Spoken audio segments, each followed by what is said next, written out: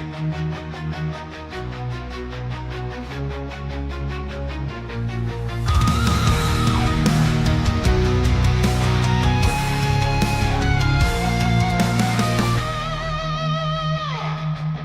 on the edge of the firestorm, no one's coming, we're alone.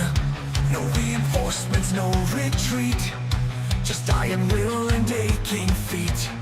We're the forgotten left to fight, a broken dawn, no end in sight. But we swore our blood and breath to hold the line until our death. We'll hold the line, we won't break, for the greater good our lives we stake. No one's coming, we'll stand tall, for every comrade, one and all. Through the fire, through the pain, the vessel will remain. We'll hold the line till the stars forget to shine. The earth cast said we'd be prepared, but the ammo's gone, the guns are bare. A war machine without the heart, but we still fight, we play our part. In the shadows, in the dust, our cause is more than bones and rust. With every pulse shot, every cry, we give them hell before we die. We'll hold the line, we won't break, for the greater good our lives we stake. No one's coming, we'll stand tall, for every comrade, one and all. Through the fire, through the pain, the vessel will remain. We'll hold the line till the stars forget to shine.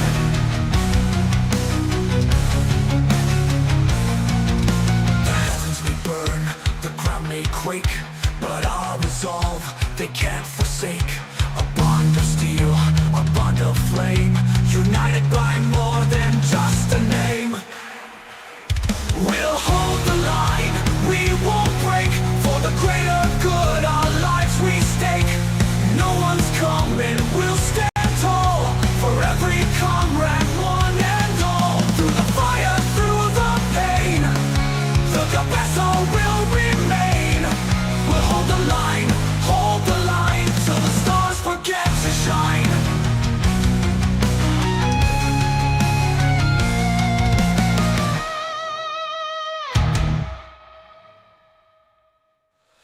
We'll hold the line.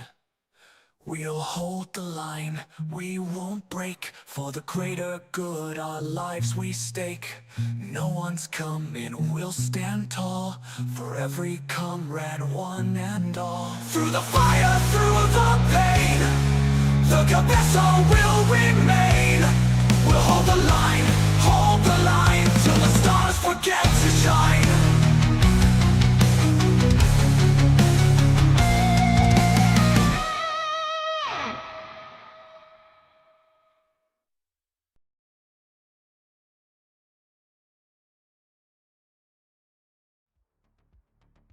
Hello again, my little Goovacer, and welcome to another Viola Victory live stream! No! No! Why? Why? The fault is not mine, sir! The fault is not mine, sir! Chat made me do it! So, Shadow Mord, I love that. So, I was at a tournament this weekend, and it was a disgrace. Victory! I have shamed us, sir. I have disgraced us, sir. I can't even speak this crude language anymore. I took Tau. And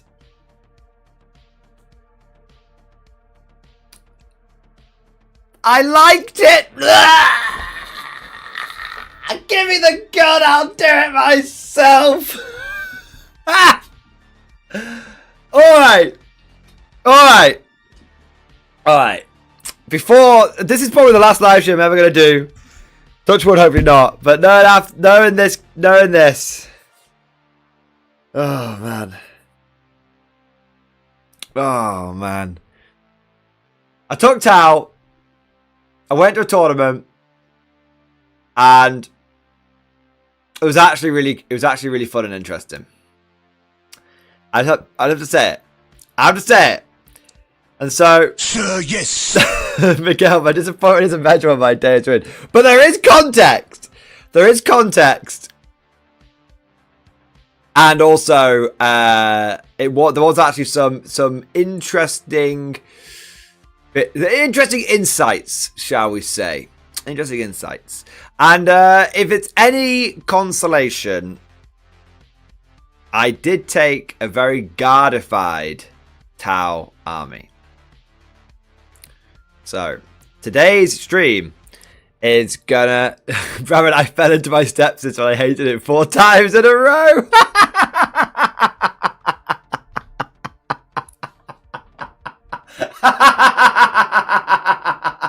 Oh, that's bad, man. That's bad. So we're gonna go through it. I've got pictures. Although some of you probably don't want to see the pictures, but I've got pictures. We're gonna go through it. And today's stream is gonna be a tournament after action report. Of course, we're doing the stream version now, but for those of you that don't want to subject yourself to multiple hours of absolute Tau heresy, then there is also going to be, of course, the shorter regular video style tournament after action report, which will be coming out in a week or so's time. So it's kind of like a sneak preview, as it were, and then the full version will come out in a week or so. So there we go. That's it. I'm going to take you through blow by blow. Backbone of the guard. Big Titty Tau Girlfriend by Big Titty Tau Girlfriend. I'm going to take you through what happened at the event, what I played against, and how I ended up doing. That's the plan. That's the plan. Of course, it is a Mordian Glory Just Chatting stream at its heart.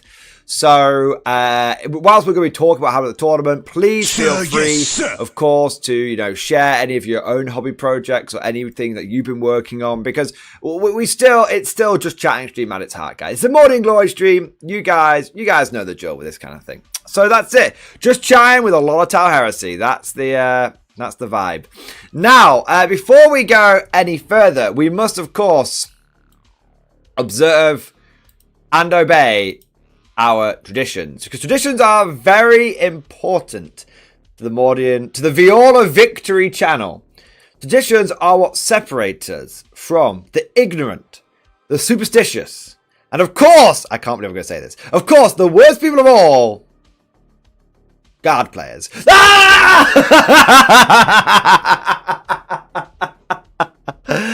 Stand up and be counted. It's time for roll call, baby. Rock out with your pulse pistols out. Get those 07s flowing in the chat. If you're a channel member, get those Big Titty Tau Girlfriend emojis flowing in the chat. Let's see who we've got in here right now.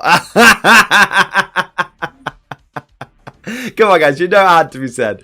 We've got, let's see what we've got here. We've got Dank Memes, Evan Liverpool, Mild the Knife, War Master Will, Chrissy Team Camp, Northern Gent, Rev, Cat Tapioca, Andrew Narog, Rocket Man, a Random Oshawott. We've got Free Docs, Sergeant Lot 10, She, Gio, Le Canto, Sergeant Curmudgeon, Triple X Escort, Captain Raelius, Rex, Russell W, Lord Brer, Reginald Kincaid, Storehouse 805, CR Smith. We've got the Whispering Monk, a Free Man, Free Doc, Source 87, Russell W, Bellamont, Andrew Nag, Solaris, Rocket Man. We've got Kevin B, Simon Fisher, Reginald Kincaid, Org Boy Phil, A26642334, Tech Priest, Gabriel, Marcello, I should say, Marcello. We've got Matt Z, Captain Krakenash, Solarius, Paul Edwards, Callum Dayton, Swords 87, Sidelot Ted, Austin, and a Gaming Stuka. I think we have a few more people in here as well. Gaming Stuka, Laura Shovels, Victor Ruiz, Kevin B, Shadow Slayer, Major Problems, Rex, Ed Bailey, a Freeman Seals with Ed Bailey, Sam Wilson, and Syriade. Syriade, so you plan to actually improve this guard tower force? Indeed. Fun Jacob sneaking in there as well. Amazing. Woot Bear. We've got Mostly Harmless, Rob Hassel. Welcome to all of you.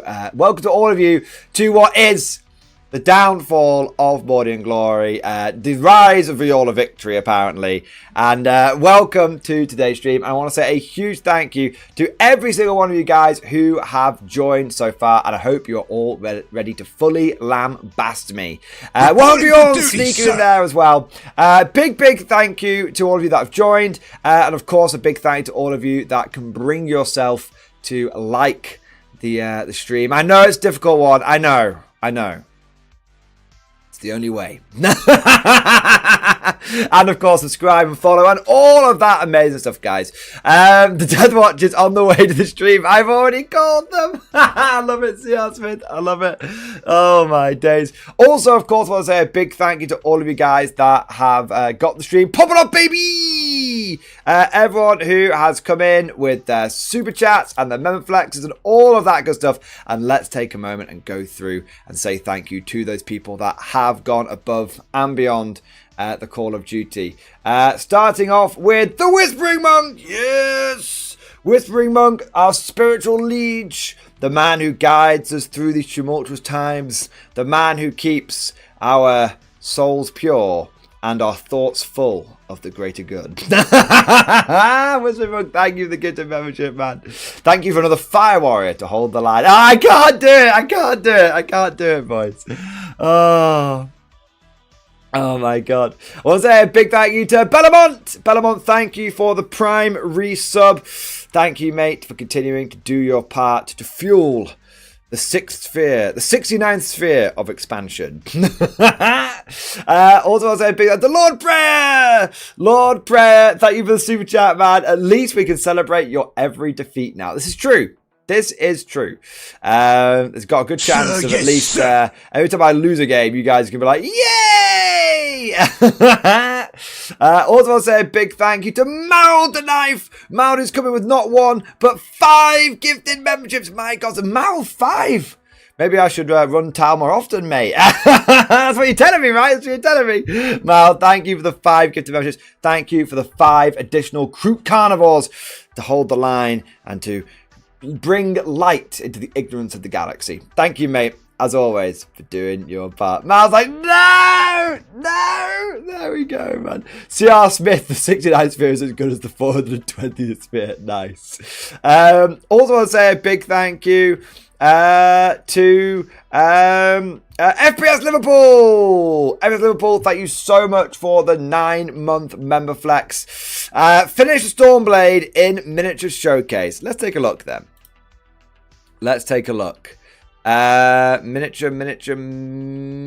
Miniature showcase.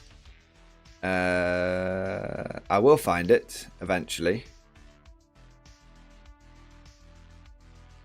There we go. All right. Uno momento, por favor. Just got to go down to it. There we go. Nice. Stormblade Junkyard Queen is done. Let's have a look then.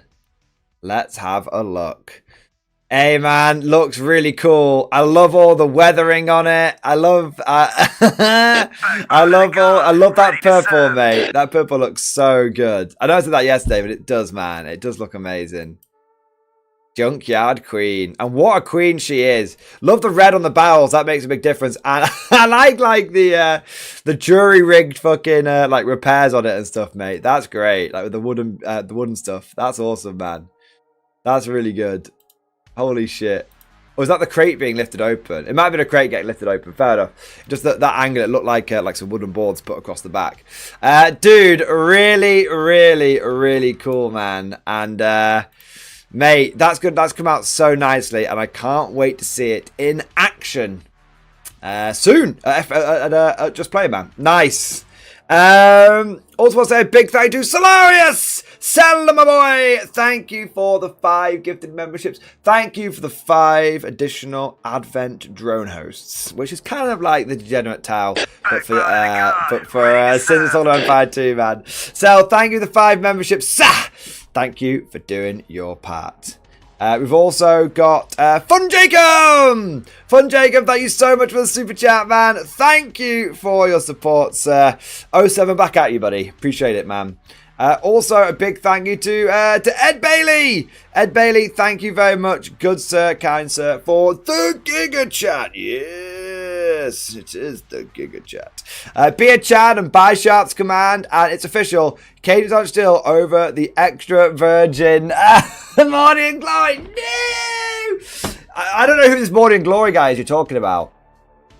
I am Viola Victory. Ed Bailey, thank you so much for the support, man. And dude, yeah, shout out to Cadence still. He's a good lad with a good channel. He does some good content. Also, don't forget, guys, we have a whole bunch of sponsors for the channel now. Affiliate links down in the description below. Warlord Games for your bot action. Element Games for your 40k. All that good stuff. Check them out and get yourself some models at a good discount. I want to say a big thank you to Woo Bear. Woo Bear, thank you for subbing over on YouTube, mate. And a big thank you to Andrew Narog. Underdog, thank you for the super chat, mate. As a true tile player, how many did you make cry? I didn't make anyone cry externally, but I definitely made some people give up on life. Internally, you can see they were like, oh man. I tell you what, boys. Playing Tower is an absolute fucking power trip, man. Yeah, it's mad. It's a power trip until it's not. Do you know what I mean? I want to say a big thank you to X, my boy. X, thank you for the 2-month member flex. I blame you for me starting guard. I will take that blame, and I will be happy with it, because his Imperial Guard, the Emperor's True Finest, is of course the best faction. Despite the fact all the memes surrounding this stream, we all know Guard is the best. There you go. X, I hope you enjoy the Imperial Guard and the subsequent financial destitution which comes with collecting this faction. I also want to say a big thank you to Skinwalker! Skinwalker, thank you for going from conscript to volunteer. Thank you for continuing your membership and continuing to do your part, sir. Thank you, mate, for all support, buddy. And also a big thank you to Tech Priest Gabriel! Tech Priest Gabriel, Inquisitor, take this traitor field to Detroit. I mean, let's not go too far. Come on. Amazing. David Gabriel, I love it, mate. Top meatsmanship, sir. 07, buddy. X, now you'll be alright then. You'll be alright then with the collecting guard. I want to say a big thank you to Rexia. Rexia, thank you for the super chat. Brothers Fishy Boys again. How many railguns? Sort of. It was Brothers Fishy Boys, but I've updated and adapted the list somewhat, and I have I've adapted it and updated it and modernized it. It's like an old Soviet tank. I've just stuck like ERA bricks all over it, and for the modern world. How many railguns? 2 big ones, 6 little ones. I also want to say a big thank you to Captain Tapioca. Captain Tapioca, thank you very much, good sir, for the 15-month member flex. X-Force, baby! This Xenos build make me reconsider month 16. No! Don't! Wait! I can explain everything, Captain Tapioca. I can explain everything. It's not my fault. It's not my fault. Alright. All right. We're gonna get into it. Why did I take Tau? We'll get into that in a moment. I want to say before we do, I want to say a big thank you to Skinwalker, who renewed his own membership, and then has just come in with 5 more memberships. My God, sir. My God, Skinwalker, thank you so much for the 5 gifted memberships. Come on, you apes, you want to live forever? You're goddamn right we do, Skinwalker. Thank you for supporting the channel and, of course, supporting the community. And I want to say a big thank you to Northern Gent, thank you for the super chat, bro. Can it still be in his name? Best prep for the 20th. Ah, mate, I can run the tower against you on the 20th if you want. It can be done, but but you're gonna have to make that call, because I would never willingly inflict this faction upon anybody. It's fucking bullshit, man. Northern Jet, looking forward to it, man. Dude, looking forward to the game. Thank you for the support. Also, I want to say a big thank you, a huge, mega, bunker-busting thank you to Backer94, who's just come in with the double Beyblade chat, baby. Yeah, buddy. Yeah, buddy. Holy shit, Backer, that's amazing, man. That's super fucking kind, super fucking generous, man. You've gone above and beyond the Call of Duty. Thank you for absolutely bloody smashing it. Thank you, bro. Mission accomplished. Imperial assets finally aligned with the greater goods. Get wrecked, Skelly man. I want to disagree. Ready to serve. But you've just been really generous, so I'm going to be like, fuck the Emperor. Nah! Battle Royale explosive collar goes, just goes off. Oh my god. Backer, I love it, mate. Mission accomplished. Imperial assets finally align with the greater goods. Get wrecked, Skelly man. Damn your eyes, Backer. But I tell you what, playing Tau was actually Yes, boss. playing Tau, it was actually quite it was quite interesting, because it's very similar to playing Guard. That may be because of the way that that's not true. The way I played the Tau was basically like playing a Guard army with slightly different guns. Yeah, it was kind of weird. It was kind of weird and wacky, but it was pretty effective. I'm not gonna lie. Mate, thank you for going above and beyond. Thank you for the support, and I raise my glass to you, buddy. It's very kind of you, very generous of you. And mate, you're an officer, a gentleman, a scholar, a good sir, a kind sir. Rainbow Carnifex, thank you so much for the Giga Chat. Yes. So how many conveniently timed rules errors did you make? Now you play Tau. When in Tau, do as Tau players do, and all that. Well, I did not make any rules errors, but there was, in true Tau fashion, I did have some list bullshit going on. So basically, every time I tried to, I registered for the event, it said that I'd registered for it, and then BCP was fucking up, and it wasn't registering me. And so I said to the TO, mate, I need to, it's not working. Can you help me? And he was like, okay, send your list over and I'll register you. And I did send him a slightly wrong version of my list. So there you go. That's it. It's clear. I mean, you've got to do some crazy Tau bullshit. If any of you want to know what the mistake was, I hadn't changed the detachment from Cayenne to Montca. That was it. But I did play it as Montca the entire time. And the first person came up to me and was like, what does Cayenne do? I'm like, I don't fucking know. I'm playing Montca. And they're like, doesn't say that on your list. And I was like, okay, 1 second.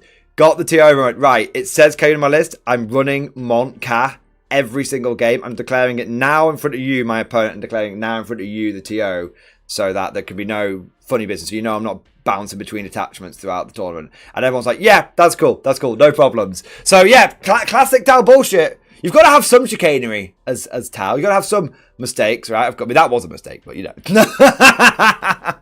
There you go. I went in Tau, you got to do as the Tau players do. There you are. There you go, man. I also want to say a big thank you to... It's funny that you mentioned that, Raven Cardifex. Because I was going to bring it up anyway. Oh, my days. I want to say a big thank you to Rocket Man. Thank you for the 7 months, bro. Mordian, I can explain. Innocence profess nothing. Innocence proves nothing. Innocence proves nothing. You're absolutely right. Although, if I am going to be excused, and I'm bringing down a whole bunch of you guys with me, well, a whole bunch of you, say specifically, I'm bringing Mad Larkin down with me. He knows what he did. He knows what he did. I want to say a big thank you to Trooper number 2102. Trooper number 2102, thank you for the Giga Chat. Sir, did you run any demo games for totally new players? I did not run any demo games for any new players, and this was a surprisingly sharky tournament. It was because it was the last, for Just Play, it was the last serious tournament before the end of the year. The next tournament they're doing is on the 23rd of December, and it's a Christmas meme tournament. So I think a lot of people were like, this is the last chance to get some good tournament practice in before the end of the year. So no, everyone I played was very experienced and had been to tournaments before, and 2 people that I played were actually previous tournament winners or podiumers at Just Play and in other areas as well. So I actually did not have an easy run of it at all.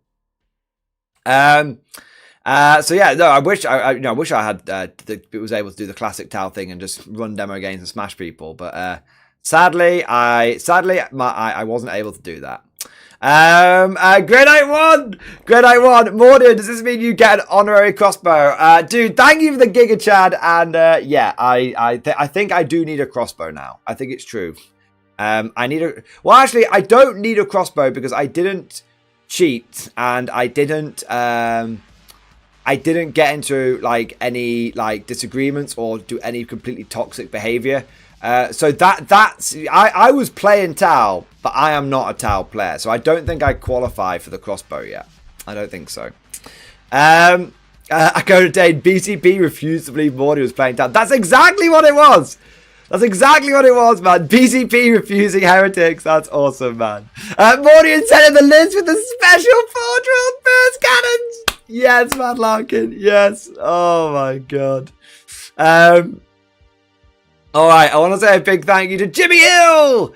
Jimmy Hill, thank you so much for the 5 gifted memberships, baby! Thank you for the 5 gifted memberships. Thank you for keeping us freshly stocked with more Tau Pathfinders. We'll have them mark a light to the enemy before the end of the stream, mate. Thank you for your support, buddy. Amazing. Amazing. All right. Swift detecting. How do you get a gifted membership? YouTube will allocate them randomly. You just need to turn them on your side. So if you anytime you see like gifted membership, like last time it said Jimmy Hill, gifted 5 Morning Glory memberships, underneath that it should say like another little message. It's like allow gifting or allow gifts. Click on that, follow it through, and you'll be able to get yourself a gifted membership if they get handed out at some point. All right. I want to say a big thank you to Swordsmith37. Swordsmith37, thank you so much for the super chat, my man. Thank you for the super chat, sir. Thank you for the 10, mate. Very generous. Commissar, I know you and you know you. 120 unkillable infantry. You know you want to take 120 jackals to your local RTT. The first taste of chaos is free. Then you'll be hooked on the power of rage. Swordsmith87. Let me tell you. I'm in, baby. I'm in. I am ready to rock and cock. I have got 120 blood-packed infantry already painted up. I need to check. I literally just, I mean, they're on 25mm bases. I guess I could get some, like, little base extenders or something, because I think they're on 28mm jackals. So I could get, like, some temporary base extenders for them, like clip them on or something. But yeah, no, 100%. Dude, I am fully ready to go full Chaos Jackal. And the thing is, I don't even need... the thing is, I just need to wait for the balanced data slate in this. I won't be able to do it until next year. But you know, it's something that I will basically be... I'll be prepping for. I'm thinking 120... I'm not going to go with like Angron or anything like that, because I just personally don't like taking models that everyone always takes. Like, everyone takes Angron. I want to be different. I don't care if it makes my army worse. But I would happily take 100... I'd want to go full blood packed and be like 120 jackals I think a couple of demon princes called, you know, like that, like demon princes, because that's fine. So that everyone's getting that 5 of invulnerable save like all the time kind of thing. And then I'd probably spend the rest of my points on like some fire support, like predators and stuff, to represent those sort of blood-packed armored brigades. So yeah. So dude, I am fucking ready for the jackal spam. I'm ready, man. To be unique, bring Scarbrand. Doesn't everyone bring Scarbrand? I don't think that's unique, Sirian. I feel like you're taking the piss. Star Captain. Hello. You traitor. I am a traitor, Star Captain. I am a traitor. By the way, great time, Star Captain, my boy. Great time in the stream, man. Although, grey name, Star Captain, grey name. I'm not mad, I'm just disappointed. I'm only kidding, I'm just busting your balls. I want to say... CR Smith, can you look at Grey Knight 1's post? I can't post free member super chat on iPhone. Where the fuck is Grey Knight 1? I don't see Grey Knight. Grey Knight 1's in the chat. I see him, but I don't see what he's posted.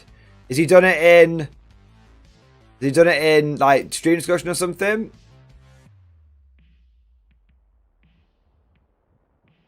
I can have a look. All right. The Red Scout, my boy. The Red Scout. Thank you so much for the super chat, my man. Some pictures of my game in stream discussion. Let's have a look here. Greta one, I think he means my last super chat. So 1 minute, Red Scout. I'll come back in a second. The super chat, if you see this. I did his super chat. Infantry, sir. I said Mordian's been you get an honorary crossbow, and I was like, well, I was running tile, but I'm not a tile player. I did. CR Smith, I did it. I bloody did it. What are you on about? He say he can't do a member flex on his phone. I'm so confused. Ready to serve. I'm very confused. Above it. Right.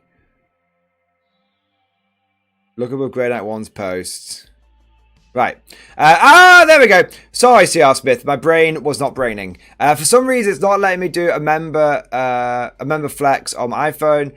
I'm gonna but there is my favorite kit bash I've done in stream discussion under username Bobalugi940. Okay, I'll keep an eye out for it. I'll keep an eye out for it, man. That's fine. I got it. It's all good. We figured it out. I say we. I figured it out. I apologize, CR Smith, for my Ogren brain. Okay, I'm going over to stream discussion anyway, so I can swing by your post. Let's have a look. First, I'll say a big thank you to the Red Scout. Thank you for your super chat, man. The Red Scout, 84-71 guard victory, playing at 1,500 points. We held the line. Let's have a look, man. Let's have a look. Hey, that's cool, man. Double Russ, Hydra, Sentinels, lots of fobs, and lots of infantry. Nice. Oh my god, my fellow tile players! I mean, to be fair, what the fuck is that list at 1,500? That does not look like a 1,500 point list.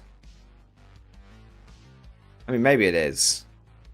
Maybe it is. Is that a Riptide? If that's a Riptide, maybe it is. It looks like a lot of battle suits, though. But, anyway. Let's have a look, man. Some Pathfinders, Fire Warriors. Shitload of battle suits. Oh, they're the burst cannon battle suits, though. They're the cheap ones. That makes sense. I love the board with the UNSC building, man. That's cool. Tau. I like the guard marching forward. The Tau hiding like the cows they are. Or we are, I should say. Have a look. That's a lot of drones. Nice. You don't need to have the drones. Like, the drones are just fucking equipment now. It's kind of interesting. He bothered to put them on the board. Sentinels absolutely stomping the Fire Warriors. Love that. Yes. Imperial Guard mind science versus the Taos technology. Mate, that's cool, man. Keep calm and drink tea. Amazing. Dude, oh, 1 minute. I want to stay over there 1 second. Sorry, guys. Because I want to say Red Scout, dude, that was cool as fuck, man. And victory is assured. Amazing effort, mate. Nice. And then this is your kit bash. Ah, so is that like the bottom legs of a knight and the top half of a bloodthirster? That's really cool. That's really cool, man. Is it like a bottom legs of a knight, like a armature or carnivore, whatever it is? Bottom legs of a baby knight, top half of an armature. Kind of reminds me of like Darth Maul when he got his robot legs. That's kind of cool. Kind of cool. Looking good, man. Looking good. Cool little kit bash, that. Nice. Well, big kit bash even, I should say. Okay. I want to say a big thank you to Savaloy! Savaloy, thank you so much for the gifted membership, sir. Thank you for your support. Thank you for keeping us fresh stocked with the new Gouvet, sir. Thank you, mate, for doing your part. Also, want to say a big thank you to Plasma Gus! Plasma Gus, thank you for becoming a channel member, baby! Thank you for becoming a channel member. Thank you for your support. Thank you for joining. I guess it's the greater good today, but normally it'd be his Imperial Guard. Thank you, man. Appreciate it. And then we've also got Russ Matthews. Russ Matthews, thank you for the 300 bits. Ah! Russ Matthews raging against the tower. Russ Matthews, thank you for your support. Thank you for the 300 bits. And I've only got one thing to say to you. Riot! Riot! Riot, man. Oh, man. Oh, my God. Oh my god. Okay. Okay. Shall we? I want to say a huge thank you to everyone that's got the stream popping off. It's absolutely been blasting already, guys. Shall we take a look? Shall I just I need to transfer the photos from the weekend onto my computer. So I'll do that. And then we can start looking at what the hell happened this weekend. What the hell happened, boys? And I can take you through a little bit of the context for the tournament and all that good stuff, like why, you know, where it was, lay of the land, my list, all of that good shit, right? So, uno momento, and I will do that. Okay. Do. Got that great good song stuck in my head now, or Hold the Line, whatever it is.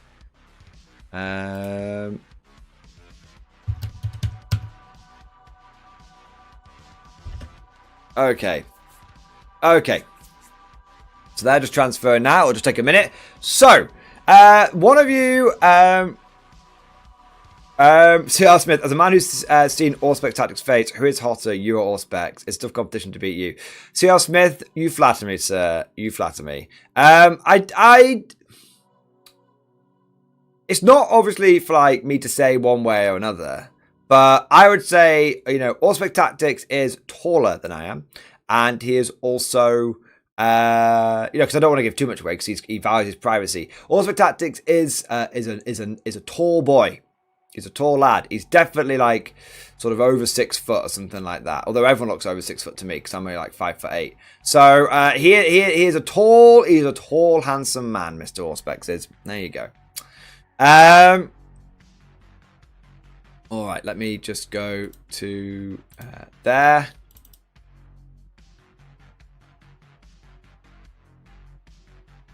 There we are. So why don't I share my screen and then take you through? So we've got some nice pictures on the screen and then take you through what the hell happened with this event. Okay, there you are, boys. And let me sort out chat box for a second because all of your chat's gonna be really, really large. And obviously we don't want it to be really large. We want it to be nice, normal size where everyone can see what the hell's going on. There you go. That should be all good. So, what the Gideant was this tournament all about? So, why was I running Tau? Why was I running Tau? It's not my fault, blame Mad Larkin. Like, literally, I'm not trying to throw the motherfucker under the bus, but he did the equivalent of a triple Baneblade and change to make me run Tau. And then when I tried to, well, he did double Baneblade and said, you have to run Tau at your next tournament. And I was like, damn your eyes, sir. Where's the refund option on YouTube? And then I was like, well, I guess I'll take a nice fun tile list and I can lose every single game. And my like was like, third Baneblade, you have to run the sweatiest list you can. And I was like, damn.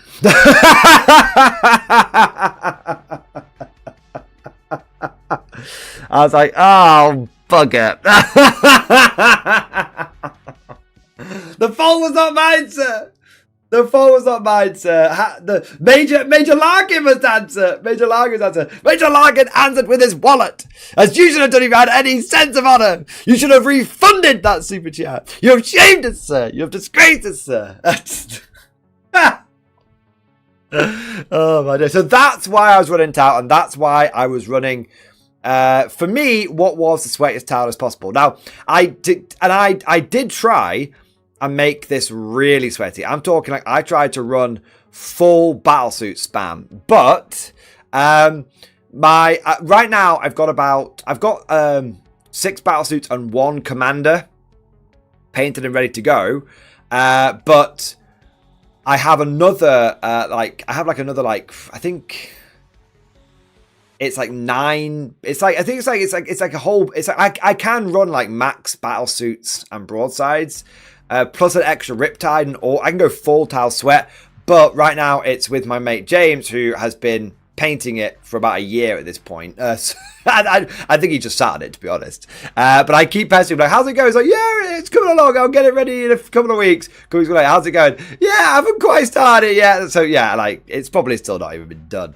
But the point is, I did try and make it even sweatier, but unfortunately, unlike the Imperium, the towel does not have entire armory worlds, and so we had to make do with the assets that we had. Now, what were those assets? Well, I was running everything in Montca. Because I didn't have all the battlesuits, I was going to go Retaliation Cadre, but I went Montca and everything. And in my list, I had 1 Enforcer Commander who was leading 3 of the Melter battlesuits. Those metal battlesuits had like shield. They can have like 1 shield drone, like 1 gun drone or something. So I think that's basically what I put on them. I basically forgot the gun drones existed the entire time. I only remembered the shield drones because they got like an extra wound. I think you used to be able to get the double shield drone, but you can't anymore. Well, new recruit doesn't let me anyway.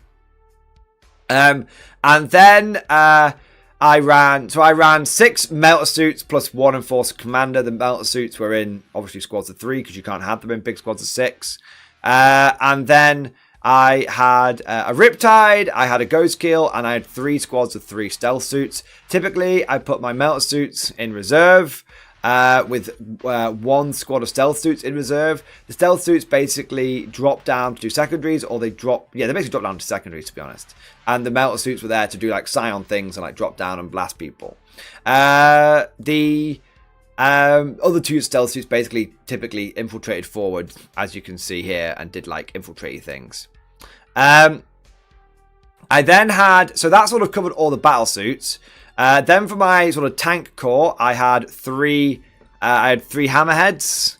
I had 2 with rail cannon, 1 with ion cannon. A lot of people kind of lolled, and I kind of lolled, to be honest, at the ion cannon hammerhead. But I actually was quite grateful for it. It never let me down. It always did okay. And one thing that I noticed was that sometimes I'd come across like an enemy unit that would have like an invulnerable save or like a blank damage. And having that like 1 hammerhead shot, sometimes it just got blocked by like the invulnerable save. So having the double railhead and then basically having 1 Riptide with the big ion gun and then having a hammerhead with the big ion gun gave me a mixture of big cock slaps, but then also it gave the volume as well. And that was just completely accidental. It was completely accidental. And then I had my infantry corps, and I had 2 units of Pathfinders inside Devilfishes. I know. Everyone's going to be like, why didn't you take breaches? Well, the thing is, I don't own breaches. But also, I was going to say, I think breaches are too expensive. I'm just saying, I think breaches are too expensive, chat. They are 100 points. And then, typically, you've got the minimum. You've got to take, like, a Fireblade, and that Fireblade's got to have like the enhancement to give 2 units scout, and at that point you're spending an extra 20 points over the 2 units of breaches, and then you're spending an extra like 65 points minimum over with the Fireblade as well. And then a lot of the time people put Fireblades in the breacher squads as well, so they can get like even more pulse shots, which is like another 100 points. So it's between like 165 185 and 85 points more. But really, in my mind, what I thought was, well, I've already got fucking firepower. I mean, I'm fucking Tau. I've got metal suits dropping out the fucking sky. I've got riptides. I've got hammerheads. I've got seeker missiles coming out the fucking wazoo. Like, I'm not short on fucking firepower at this point. What I need is some slightly faster infantry. What I like running is scout vehicles, because I think scout's one of the most powerful abilities. And what I probably need, in addition to firepower, is actually some fucking objective play and some screening. Because every fucking tower list that I see is just 2 squads of infantry, 2 breacher teams, which go in Devilfish, yeet forward, jump out, nuke something, and then they die, and then the tower list has got no OC worth of damn left. And I was like, I'm not fucking... Even if I could do that, I wouldn't do that as a guard player. What I would do is have infantry screens and then firepower behind that. So that's what I'm going to do with this. That's what I'm going to do. So I'm not saying that the breacher thing is bad. I'm just saying it's very expensive, and I felt like I had plenty of firepower. And what I actually wanted was as many marker light units, as many like guiding units as possible, so that everyone that needed to hit good would hit good. So I'm not a tile player, guys. So, you know, maybe I'm looking at this wrong. Maybe, you know, I'm fucking like stupid or something. But I'm telling you right now, and as you'll see throughout this report, I never lacked firepower. I never lacked damage output, and I never needed the breacher teams. Reporting for duty, sir. I never needed the breacher teams. Now, obviously, it could be completely different on a different terrain, different tournament, you know, like GT, all that kind of stuff. Like, 100% I get it. I'm just saying, right now, I didn't need them, and I see no burning desire to go and get them. What I would rather have is, I'd rather have quantity and quality than just quality and quality. I want both. I want my cake and eat it. And that's what this list tried to do. Because in addition to the Fire Warriors, in addition to the Pathfinders, I had 40 Fire Warriors. I had 40 basic bozos with the fucking pulse rifles. And let me tell you, man, I don't think Fire Warriors are getting the credit they fucking deserve, boys. Fire Warriors, for free, get a Guardian Drone. The Guardian Drone gives you -1 to be wounded. -1 to wound, to be wounded, against range attacks. And I'm there like, okay, so I've got a unit which in cover has got a 3-up save, -1 to wound. Like, people are talking about Aquilans being a pain in the ass to shift. I'm telling you right now, Fire Warriors are a premier screening unit. If I take 10 guardsmen and yeet them out into the open, they never fucking survive. Ever. I was taking 10 Fire Warriors, boys, and putting them in front of fucking sisters, and the sisters just weren't killing them. Not killing them, well, they were killing them, but not killing them quick enough. Do you know what I mean? Like, it's pretty wild. And so, yeah, and so, I if you notice, I don't have any, like, super expensive choices in this army. Like, you know, I've got, Hammerheads are pretty cheap. You know, I kind of ran this, you know, I ran that sort of guard mentality of, I need screens, I need firepower, I need primary game, I need damage dealers, I need pseudo indirect fire, which my battles is running, and I need secondary game. I applied the 4 pillars to the guard army. This is what came out. This is what came out. And I'm not saying that this is perfect. I'm not saying this is the best way to run Tau at all. I'm just saying, as you'll see, it worked. It worked. Okay. So that was my list. That was the better good. And that's what I'm nicknaming this guardifying Tau. We're going to call it the better good. that was it. So that's why I was running Tau. That was the Tau list that I was running. Where was I playing? I was playing at Just Play, my local game store. I go to their monthly RTTs pretty much every month, and this time it was a big one. This time it was like maxed. It was nearly maxed out. There's plenty of players there, and it was a real Shark Tank. Like normally, like Just Play. Sometimes it can be a real Shark Tank. Sometimes it can be like just normally competitive. Sometimes it can be kind of like casual. Today it was Shark Tank.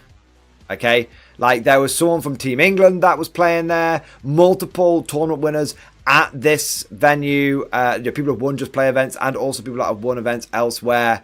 I mean, if I looked around, there was maybe like literally two or three people that were maybe at their first tournament or maybe had only been to like one tournament previously. Everyone else knew what the fuck they were doing.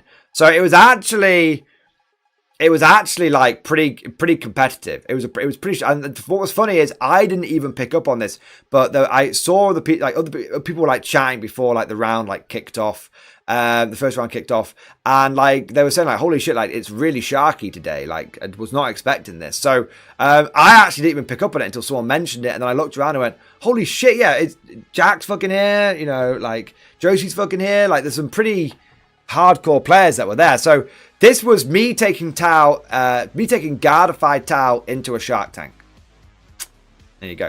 Now, some of you might be curious as to why I said this is like the most hated faction in why Tau the most hated faction in 40k. And I should have mentioned this earlier. So a lot of people don't like Tau. A lot of people don't like Tau. In fact, Auspex Tactics recently did a poll saying, what is like your least favorite faction? What's the faction you don't like playing against the most? And Tau won by a country mile. And then I noticed like Evan did a poll as well, because part of like some like the memes and like short stuff that he's been doing recently. And he did one as well. And Tau beat out Custodes and Eldar combined. And that's got 3.1 thousand votes. So when I say I was running like the most hated army in 40k, that ain't no shit neither, boys. What the big question is, I suppose, before we get into it, why don't people like playing Tau? I think there's obviously, I mean, there's no point in like, beating it. There's no point like beating around the bush. There's been a lot of horror stories from the Tau community of people doing, shall we say, less than sportsmanlike behavior. On top of this, the faction's always, because it's only does shooting, it's always been like really tuned to like often sort of blowing people off the table and whatnot. And a lot of people still have like PTSD from like 7th edition with like Riptide Ring, when one army could consist of 10 Riptides firing 4 times each every single turn, basically 40 Riptides with the firepower. So it's basically like, that's why it's considered like the most hated faction. My goal with this army was to show that Tau don't have to be run in a really sweaty way to be successful. Like, my goal with this army and this tournament, I had one fucking goal in mind. I didn't care if I went 0-3. I didn't care if I lost every single game. Okay, I didn't want to, but I didn't care if I did. Like, I wanted to show that Tau could be fun to play against and to play with, even if, and you don't need to like completely like min-max them. That there is soul to Tau as a faction. And I want to say that I achieved that mission. I know I joked before saying like I was taking people's souls and stuff, but no, like I think I achieved that mission. And not only that, but I'll give you a little preview. I didn't go 0-3. So I think Tau as a faction, and it's something I've been saying since the beginning of 10th edition, I think GW has actually done quite a good job of making Tau have the potential to feel like Xenos Guard. A lot of their stuff can be quite cheap and spammable now. You don't have to go all battle suits all the way. You can run Gardified Tau, and if anything, I actually think that's the way you should run them, because when you run them that way, you don't lose out on being like super effective. but also it's just a much more pleasant experience for you and your opponent. And every single game that I played, both sides had fun. Both sides had fun. That's it. Okay? So, let's get into game number 1. Let's get into game number 1.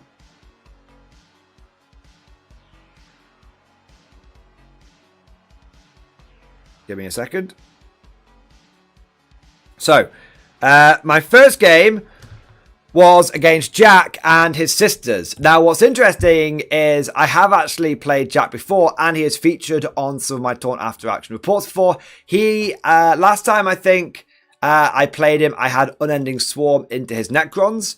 And the time before that, I had Guard into his Votan. And I think it was like a draw, like both times. So we're pretty evenly matched. And now he is back with sisters. And I have to say, I got some close-up pictures of his sister's army. It is beautifully painted. Really, really, really good job.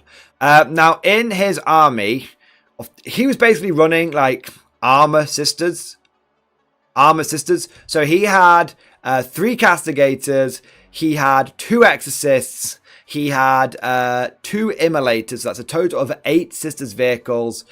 He had a unit of like novitiates who were like split into 2 5-man squads. One half in the immolator, one half just like on an infiltrating onto an objective. He had dominions. All the melters all the melters were inside an immolator. All the bolters were sat on its home objective.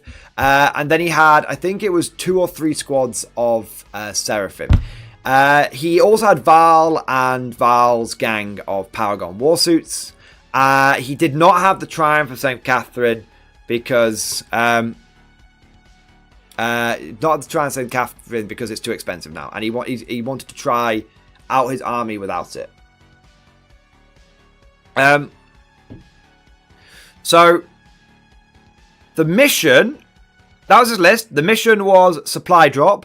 That's the one where the objectives disappear. And the one in the middle disappeared turn 4. So you could see that because we put a 4 dice on it. And the one on the left was going to disappear turn 5. So it was all about the objective over on the right hand side. The deployment was search and destroy, so that's where you table quarters with the big circle in the middle. If you're wondering how I've got units out here, they're infiltrating, and likewise, that's the infiltrators for the sisters. And I think that's after that's deploy. That's not after scout moves. The twist was adapt or die, which is my favourite twist because everyone remembers what it does and it actually has an impact on the game. It basically allows you to, twice per game, if you're doing tactical objectives, draw 3 and put 1 back in the deck. So it gives you a better chance to get the secondaries that you want. So that was the mission. That was the armies. We'll get into deployment stuff in a moment, but we have had some support and super chats come through. So let's do those first, and then we'll get into the game proper. So I want to say a big thank you to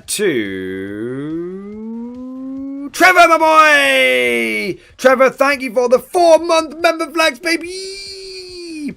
Trevor, really 8, but 4 in YouTube. Doing my part. Trevor, thank you so much for all of your support, bro, over the last 8 months. Thank you for being part of this community. And 07, you magnificent man, thank you for doing your part. You magnificent part. Ooh, matron. Thank you, mate. And apologies for the slip of the tongue there, mate. Also want to say a big thank you to Kintaro. Kintaro, thank you for subscribing on YouTube, mate. And I want to say a huge thank you to Kobold. Kobold, thank you for the 23-month member flex. X-Force, baby! Just 1 more month, then you'll be in double X-Force. It's been a while since I joined live. Hello, lads. Hey! Kobold, great to have you here, man. Thank you so much for your support. Thank you for going above and beyond the Call of Duty. And I raise my glass to you. And I look forward to seeing you in Double X-Force next month, man. Nice. And then last but not least, I want to say a big thank you to Bobby3000. Bobby3000, thank you for becoming a channel member. Thank you for signing up and joining his Imperial Guard, the Emperor's true finest. Welcome to the Guard, sir, and welcome to the MG community, man. Nice. Nice. All right. All right. Icanthos, your Tau have more than one colour, but your BA tanks don't. Interesting. Oh my god. Icanthos, also, holy shit, I'm so used to WC terrain. I can't believe how sparse the terrain is there. So it's important to note that these are all like full line of sight, like blocking and stuff. So there's enough to hide. If you notice, both armies can basically hide all of their units in the deployment zone. And a lot of the time, like these, we count these as being on like bases and stuff as well to like these kind of like bases so that you can't like see around the corner and stuff. So it's a little bit more dense than it looks. But yeah, this is basically just plays terrain. But it is a little bit lighter, but it's basically designed to be as dense, and a lot of the maps are basically adaptations of the GW terrain. So yeah, WTC is very, very dense. Absolutely. Icanthos, you're absolutely right. WTC is very, very dense. This is about as dense as Games Workshop terrain. And I've played on Games Workshop. Yeah. So, see, I was with, why just grab some cardboard and shove them either through. Oh, we do. You'll see later on that. You'll see later on. Like this was just me. You can see they're actually there, like to the side. You can actually there to the side. Me and Jack just basically just threw the terrain down because we know each other quite well. We've played against each other plenty of times. We know there's not going to be any like shenanigans or hanky panky. We literally just like threw the fucking terrain down, and we knew we were just being a bit lazy about it. So it's more of an us thing. Don't worry about that, guys. Yeah. No, you can literally see we've like just not put the board down because we've played each other like 4 or 5 times at this point. Do you know what I mean? Like we know each other. I get on really well with him. He gets on well with me. There's not going to be any hanky panky. Chuck the terrain down, and there's not going to be any of this. Like, oh, I can see a minute bit. Well, is the board there? Is it not? Like, no, it's like, no, I can't see you. Great, no worries. And that goes both ways. So there you go. It's nice. One of the things I would say is it's nice to be at a club regularly and to be a local at the club because you meet people, you get on with people, and they know you, you know them, and so you can just have, even at a tournament, you can have these like really, really sort of friendly games. Yeah, it makes a big difference. All right, so speaking of deployment, this is my deployment here. So 1 unit of stealth suits in reserve, both units of melter battle suits in reserve. Deployed on the board, we've got 2 units of fire warriors, so we've got 1 unit here and sort of 1 unit stringing around like that. That wasn't for any tactical reasons, I just sort of shoved them down. Devilfish with pathfinders inside. If you see the little dice on top of the tanks, that represents, each dice represents a hunter killer missile or seeker missile. And then I've got my Riptide, 3 Hammerheads, Devilfish with Pathfinders inside, Ghost Kill, and then 2 units of the, what do you call them? Stealth suits. For the sisters, you can see infiltrating novitiates just to get on the objective early. Also stop me from infiltrating behind there. Which I did really, really want to do. And then we've got Immolator with, I believe that's got the other novitiates in it. And then, oh no, sorry, the Dominions in it? Yes. And then we've got Castigator, Exorcist. We've got Bolter Dominions, Exorcist, Castigator, Immolator. There we go. So we roll off to see who gets first turn. And the sisters did. So it wasn't Skinwalker Mordian in command. It was me in command. And I have to say, I actually kind of wanted like first turn. I actually wanted first turn. I don't always do, but I had a plan where I was going to like scout forward, move and advance, get the Pathfinders out, and then just delete these.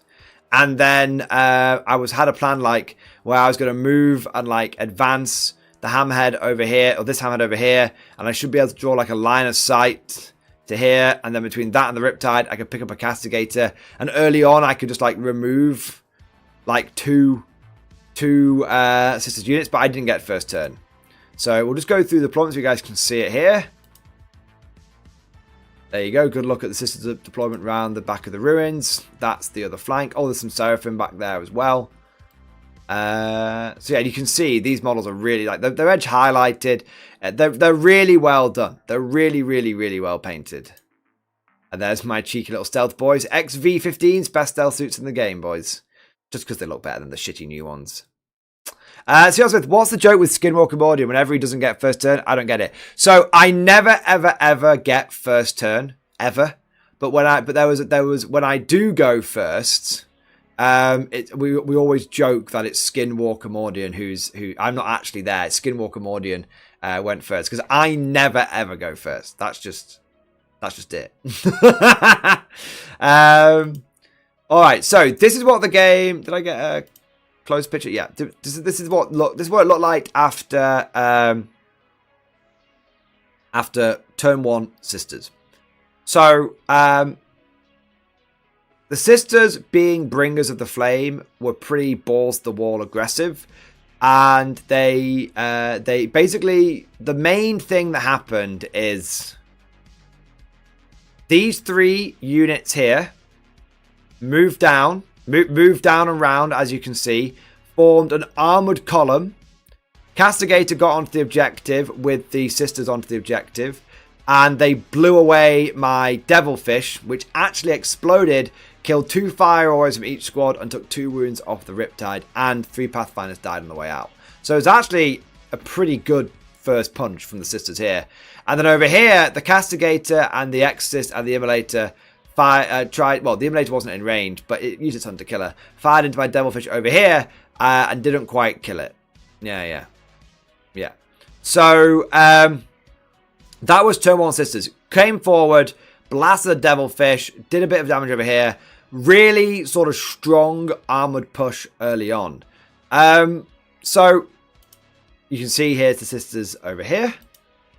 Sisters on the other flank. Then we get to Tau turn 1. Look at that, boys. I fucking love Montcalf.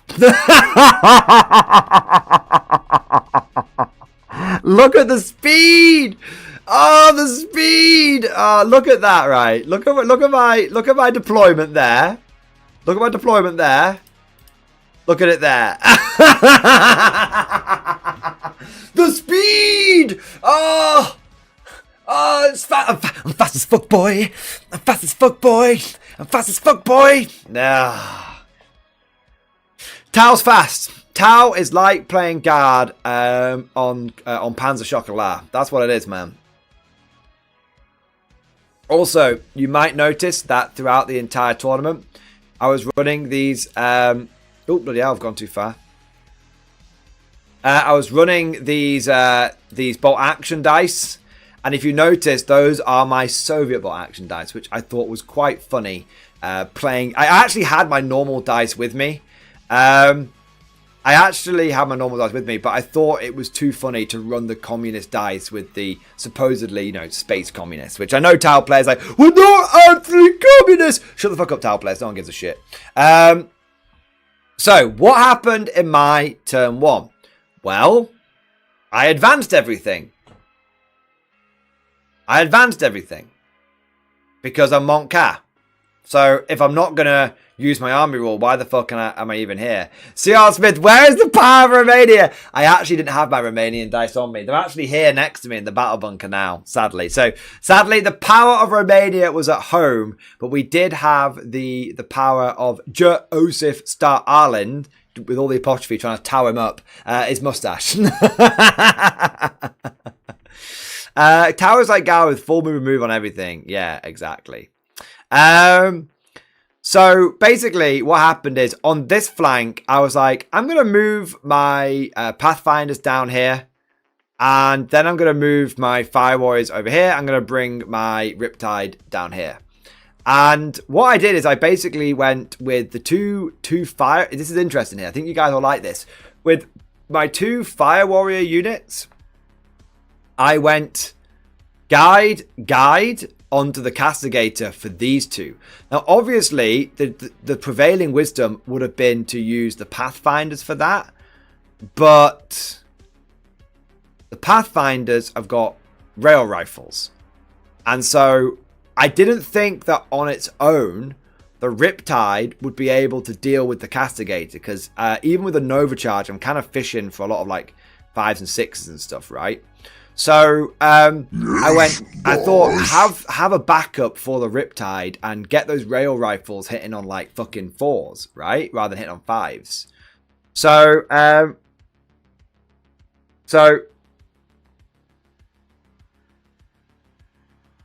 basically, I went guide because I got 2 units of Fire Warriors, and then I Nova charged the Riptide, which managed to get the Castigator that was on the objective down to like three wounds, and then I used my ion rifles, and I actually, thank God that I did do the guiding, because I went from hitting on a 5 to hitting on a 4.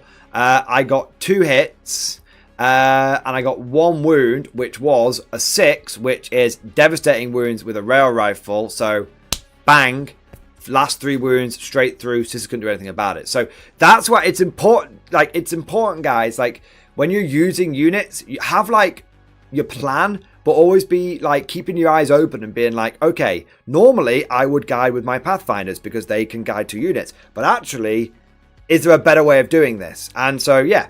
So basically, these guys got guided up, killed the Castigator. And then, like, Fire Warriors have got, like, what, like a 15-inch, like, rapid fire range? So, like, all of these motherfuckers were in, like, rapid fire range of these sisters. So I fired the back squad first, and I've got, like, lethals. So I managed to kill, like, a couple with the back squad, because it's like hitting on 4s, wounding on 3s, you know. Managed to get about sort of 4 wounds through, killed a couple of sisters, and then this squad here had like 16 shots, just like bam, bam, bam, bam, bam, bam, bam, bam, bam, bam, and just like, yeah, just fucking slaughtered the sisters, just blew them away. No dramas whatsoever.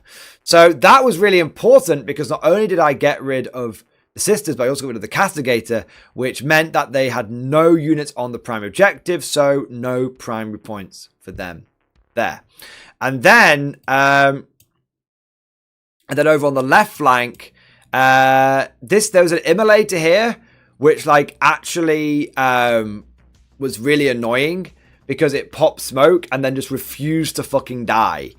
So what ended up happening is I put pretty much everything here, apart from this railhead, put everything here into the immolator, and I managed to kill it. And then I had like a unit of stealth suits that were able to go into the stealth suits into the sisters here. They're like, you can't quite see, they're just sort of tucked behind there, and they killed the most of the sisters, the other novitiates down there. There's still 1 alive. You might be wondering, hang on, if you only killed the immolator, what happened to the Castigator? I'll tell you what fucking happened to the Castigator. This ion cannon bastard got 1 hit, and then rolled a 6 to wound, which is devastating wounds, and then rolled a 6 on the damage and did 12 wounds to the Castigator and blew it off the table in 1 go. And that's why you fucking love hammerheads. Okay? That's why you love them. It's just, sometimes you just need a big fuck you. Sometimes you need a big fuck you. So I'd already declared that I was going to fire everything for the hammerhead, which is why that one doesn't have its seeker missiles, essentially. Yeah. Even though it was just the 1 shot that went through and did it. So so that was a pretty effective Tau turn 1. Blew away an immolator and 2 castigators and 9 out of 10 of the novitiates. Yeah. So that was, but look, but it's the fucking speed, man. It's the fucking speed. Like, I'm just already like in the middle of the board, and I'm already like near like 2 objectives. Yeah, it's pretty crazy. It's pretty crazy. We've had a bit of support and stuff come in here, and we've also had some questions come in from chat. So I'll take a look at that in a moment. So you can see this is my bottom right flank. You can see these are the stealth suits that went after the initiates or novitiates, whatever they're fucking called. I think it was like I had a couple of burst cannons in range. I'm not sure if all 3 are in range, but I had a couple that had like the devilfishes like burst cannon as well. So yeah. I was keeping 1 unit of fire warriors back here because I knew that my opponent had Seraphim in reserve, and I wanted to have something that could come back and do something. Also, my home objective wasn't worth anything, so I knew he wasn't going to deep strike down and like try and take that off me. Just got a nice close up of the sisters' vehicles. You can see they're lovingly painted. Nice little action shot of Tau Fire Warriors advancing through the desiccated forest, putting some fire against the Imperial armor. Nice action shot of the Riptide, leveling its gun against the castigators and stuff. Little action shot of the other Pathfinders. My army's got a mixture of like regular Tau stuff, and then we've got some like Farsight Enclave stuff in there as well. This is actually a gift to the channel, so big shout out there to the community. And a few more action shots just for your viewing pleasure. All right, so then we get to Sisters turn 2, but we'll get there in a moment. All right, so we've had a couple of people asking about the Mordian Glory Discord. I think I saw like Bobby 3000, and there was also Plasma Gus. I'll show you guys how to get into Discord right now. So if you go over to the main Mordian Glory page here, you'll see a membership area there. Click on that, and at the top there'll be a Discord link. You'll see a few Discord links. Just ignore the old ones.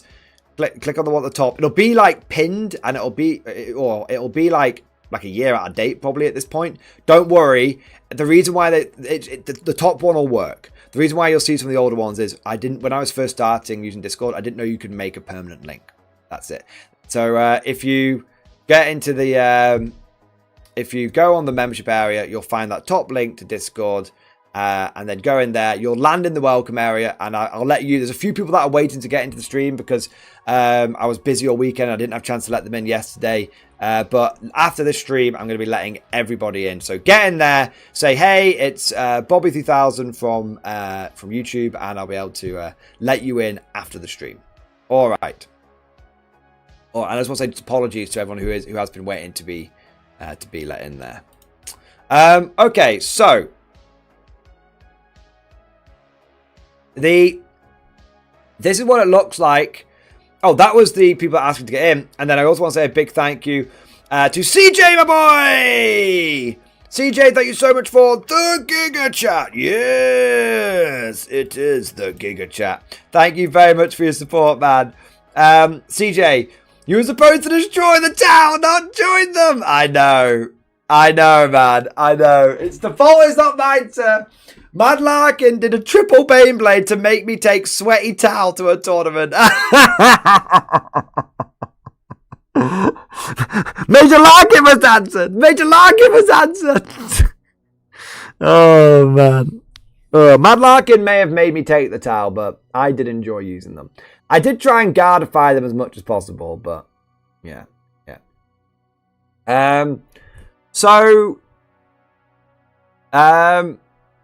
Eye candles, but the iron cannon has no dev wounds. Damn the T''Al propaganda. I wasn't using the iron cannon with dev wounds at any point. The iron cannon and on the Riptide has dev wounds once per game because of Nova Charge, but that's it.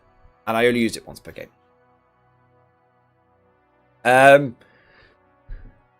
What was it? Something I was going to say, but I can't remember.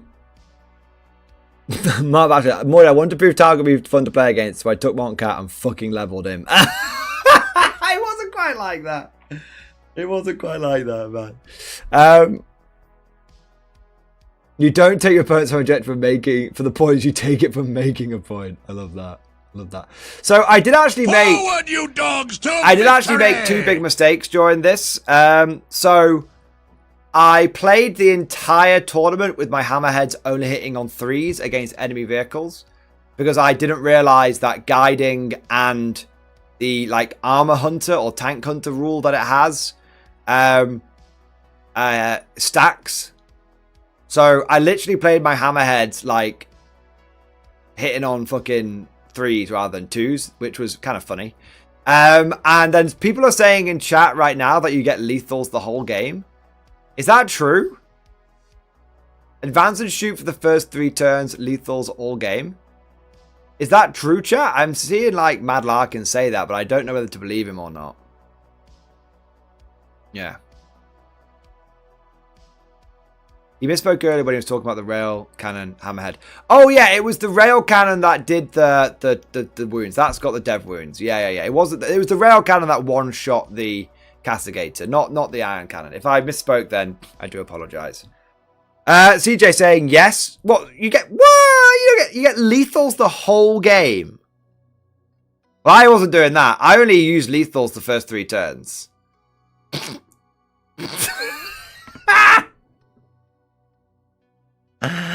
Ah, no way! I don't believe you.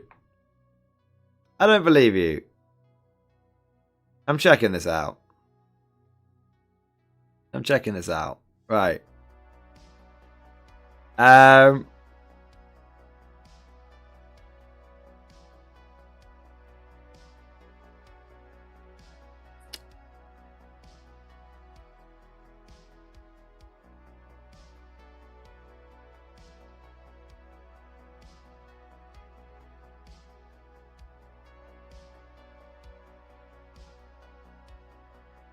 Monka.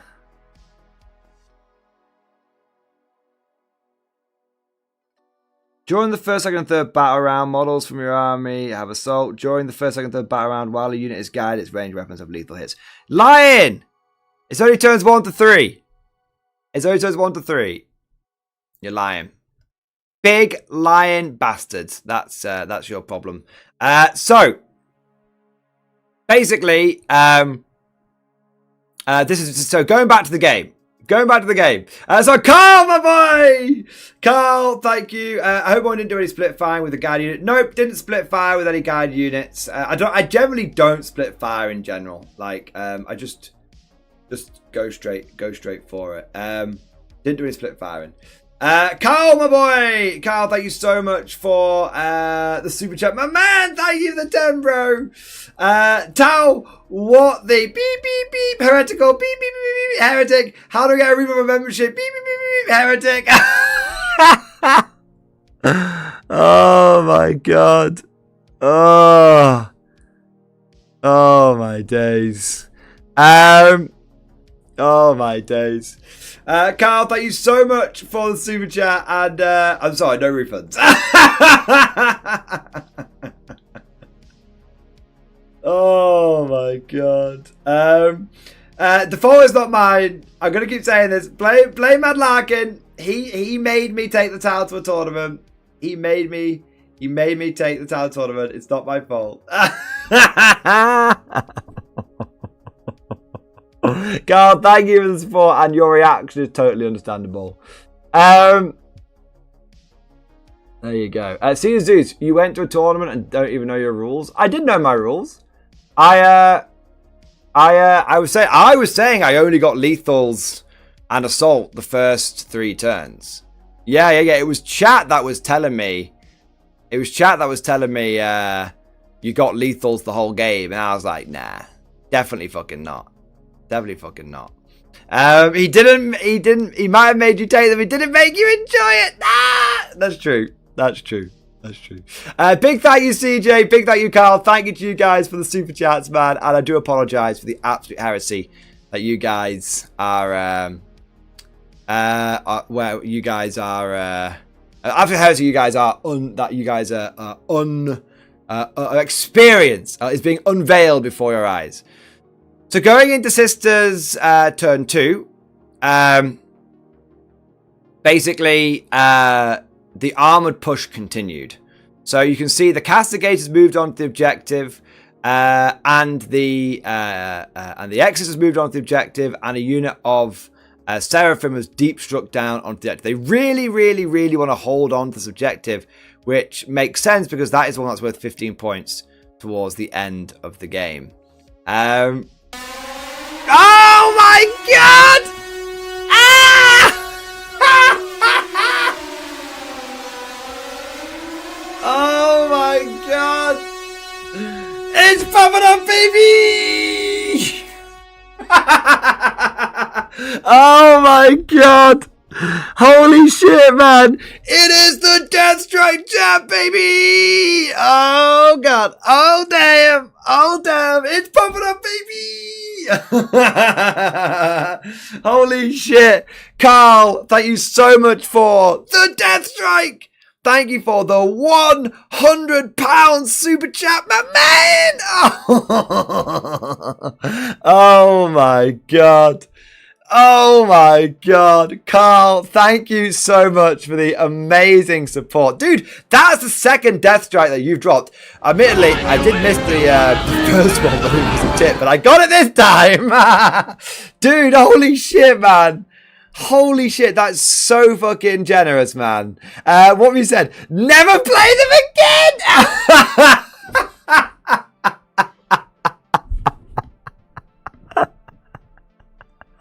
Oh my god. I'm literally, my jaw is aching, I'm crying, I'm laughing. Oh, literally. I'm going to pay you to never play Tau again.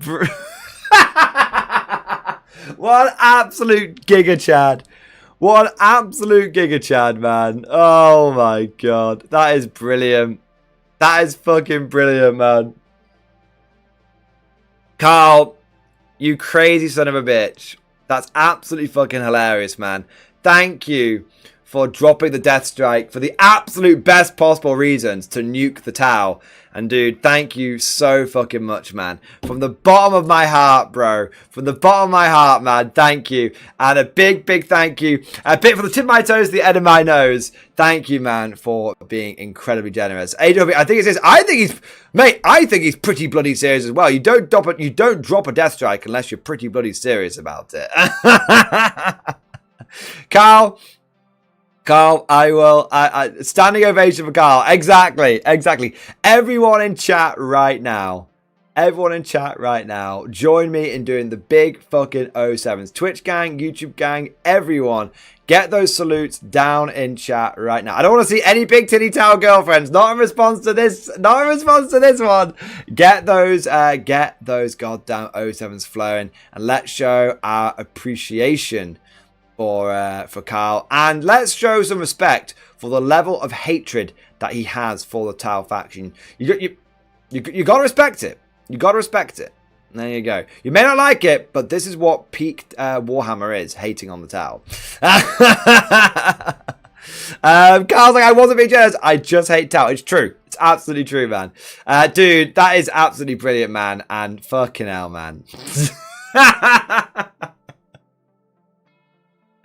Oh shit, man. Karl, I won't play him again, man, but I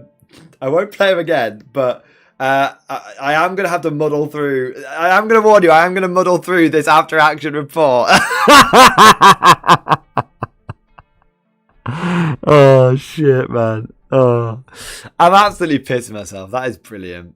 I also want to say a big thank you before I forget to Captain HHL. Captain HHL, thank you for coming in with the 5. We're not going to say any Tau reference anymore. For the 5 new guardsmen. Come on, you apes, you want to live forever.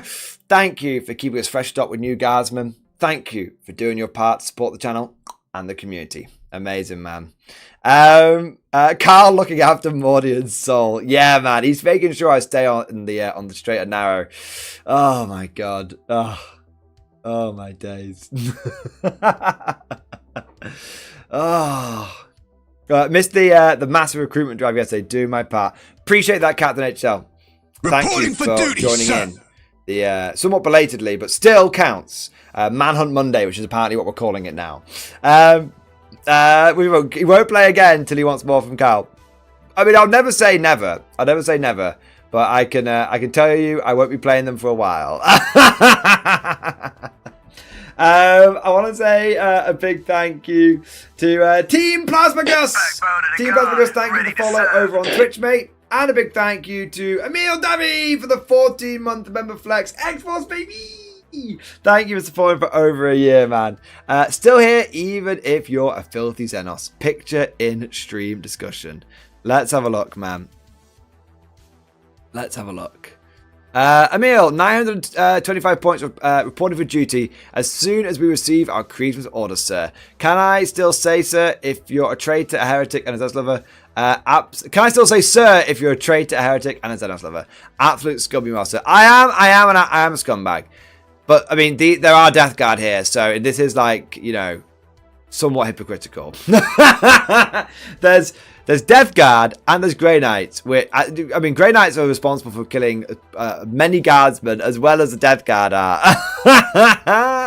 Mate, I'm loving it though. Getting Kriegsmus ready. That is exactly the right thing to be doing, man. I'm loving it. And a great mixture of models with the Death Guard and the converted Grey Knights, I remember now.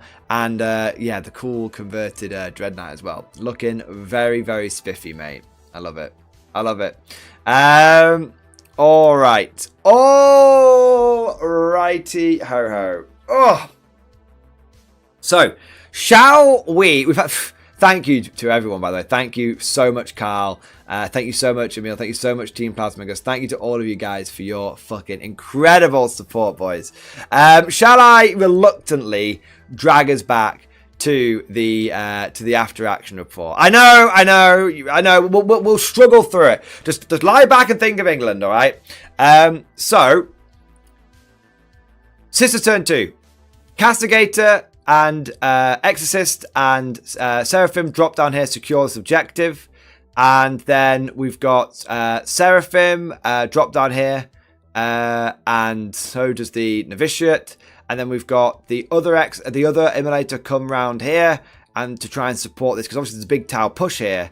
So forward, you dogs, to victory! So having they're trying to basically redirect what forces they can to come and deal with this Tau threat. And to be fair to them, they do a pretty good job. So this is what things look like by the end of Sisters Turn 2. You can see that the Riptide is gone. The Riptide, it did take the firepower of both the Castigator and also the Exorcist, but the Riptide did go down. They're not that tough. And like all of these things are doing like mega damage. So the Riptide just fucking died like a little bitch. And then the Seraphim have got like 4 hand flamers in the squads or something. So they flamed the shit out of my Fire Warriors, but the Fire Warriors like -1 to wound, so they kind of took it, which is kind of interesting. Elsewhere, you can see my my Pathfinders have been reduced down to 3, and my Fire Warriors have been reduced down to 3. That was thanks to both the Seraphim squads. One Seraphim squad flamed the infantry here. One Seraphim squad flamed the infantry here, and then they both sort of did their little jump and scoot thing. That was Sisters turn 2. A few close-ups for you there. You can see, oh, and they also lost one of the stealth teams as well. I also lost one stealth team, so it was a really good turn from the Sisters. Now we've there was a little bit of I forgot to take some pictures for Tau turn 2. This is actually a bit of a spoiler. This is actually what the game looks like by the end of Tau turn 3. So 2 more turns of Tau firepower. So basically what happened is in my turn 2, if we go back to the Sisters turn, it'll be easy to explain. So in my turn 2, I use my Hammerhead. This Hammerhead here scooted forward and fired everything into the Immolator and was able to kill it because of being guided, so having lethals with all of like the accelerator burst cannons and the seeker missiles, and the iron cannon got like maximum shots, and I overcharged it and all that stuff. So the immolator just fucking died. Because every single one of my units that's doing the guiding has got marker drones. So that removes cover. So if you are guided, you get +1 to hit. If you're guided by something with a marker light, you ignore cover. If you're guided and you're in Montcat with a marker light, then it's like remove cover, +1 to hit, and lethal hits. And then the hammerhead gets like a reroll to hit or to wound as well. So just absolutely like just blasted that off there. And then between the two hammerheads, so both hammerheads fired at the Exorcist. The first one got a hit and a wound, and my opponent used a miracle dice just to block it. The second one got a hit and a wound. My opponent didn't have a 6, and it went through and was able to do like 9 wounds to it. And then the Pathfinders here were able to. They stayed still, so they were hitting on 4s, and they were able to take the last 3 wounds off the Exorcist. And then that was my turn 2 in return. I also was able to bring the Fire Warriors down here and the Fire Warriors down here and basically just volley off the Seraphim that were here. And then down here, I didn't actually do a lot down here. Oh no, that was it. My turn 2, I fucked up. I dropped my Christ suits down here, and I actually like blasted the Castigator. And I managed to kill it with the first squad. And then I fired the second squad, and I should have killed it. But I forgot that I could reroll the damage against vehicles. So I got like a bunch of 1s to damage this thing. And I should have rerolled them and like killed it. But there you go. So end of my turn, basically. The Seraphim, I think, were like dead. The Castigator was alive, but the Exorcist was dead. And then Sisters turn 3. They had rapid ingress Val. Val basically over the course of Sisters turn 3 came in, cleared all this out, charged into one of the battlesuit units and killed it. And then in the Tau turn 3, well, if you think about what's left over, there's a unit of Seraphim back here, a unit of like Dominions here, a Castigator here, and then Val. And so what I did is basically over my turn 3, I killed the Seraphim here, the remaining shit in the middle here, and I killed the Castigator. You see the hammerheads come around here, and the Castigator like moved forward to like here to like get some angles, and they all 3 just went bang into it and basically killed it. So end of Tau turn 3, Jack and I basically, you know, we call it. Well, he says we can call it there if you like. I'm like, sure, because then we can go to like lunch early, and we go and get lunch together. But we end up like, you know, we work out what what would have happened, and we roll any key dice to make it happen. You know, like if it's like, oh, if I'm not certain about one thing or another. And so the final score was 82 to the guard and 28 to the Sisters. And the Sisters probably... I actually said to Jack, I don't think I would table him. And the only reason I don't think I'd table him is because it was turn 4, turn 5, I wouldn't have lethals. But my plan was basically at that point just to basically let Val run around, basically just avoid Val, just run away from Val, and just basically, you know, hold the objectives and whatnot. So we ended up basically, yeah, I think Jack was a bit 82 to the Tau, 82 to the Tau, 28 to Jack and the Sisters. I think it was what guard said. Sorry, did I say guard? I didn't mean to. Look, 82 to the guardified Tau. 82 to the guardified Tau. I think, you know, me and Jack had a good chat afterwards, and you know, he said, you know, it was a good game. He'd not got a chance to play against Tau in a little while, but he said after his turn 1, he was looking down at where his forces were, and he was like, I think I overexposed myself to, like, he said to me whilst we're having lunch, he said, I was thinking after my turn 1, I don't know why I've gone full aggressive. He was like, that's kind of just my default playstyle with sisters, like go full bore, you know, speed, violence, momentum. And I was like, and I said, yeah, I think it was. I said it was pretty ballsy. I said, but to be honest, both sides wanted to go pretty balls to the fucking wall.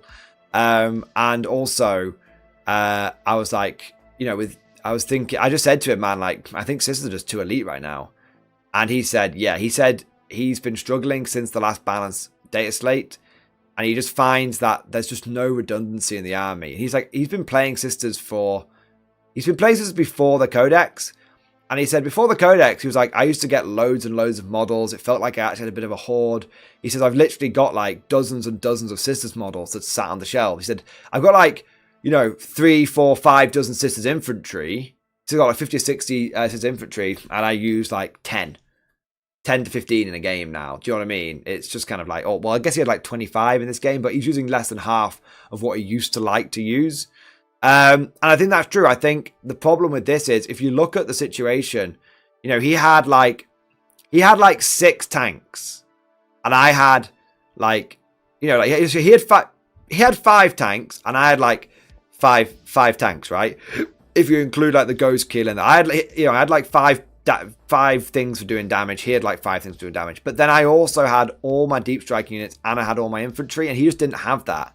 So I think it was a little bit of him playing slightly too aggressively, which I think Jack would admit, and Jack did admit, and I think it was also an example of I think they've got it wrong with sisters, frankly. I know sisters players said they didn't want to be hoardy. I think the sisters community, I think it's a great example of don't listen to the vocal minority. I think sisters should have way more redundancy.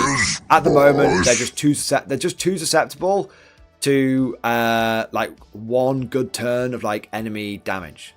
That's it. Yeah. So that was, we got some sort of closing shots here. Cell suits dropping down turn 3 to do some cheeky stuff. A hammerhead of hammerheads, or spearhead of hammerheads, I should say. And then we're getting to game number 2, which was against Vanguard Space Marines. But I'll leave that picture up for a moment, guys, and we'll do some. We'll catch up with some super chat stuff that have come in. All right, so game one, we were. Game 1 was down, and there was 1 victory for Viola. Let's now take a look at what's been happening in chat.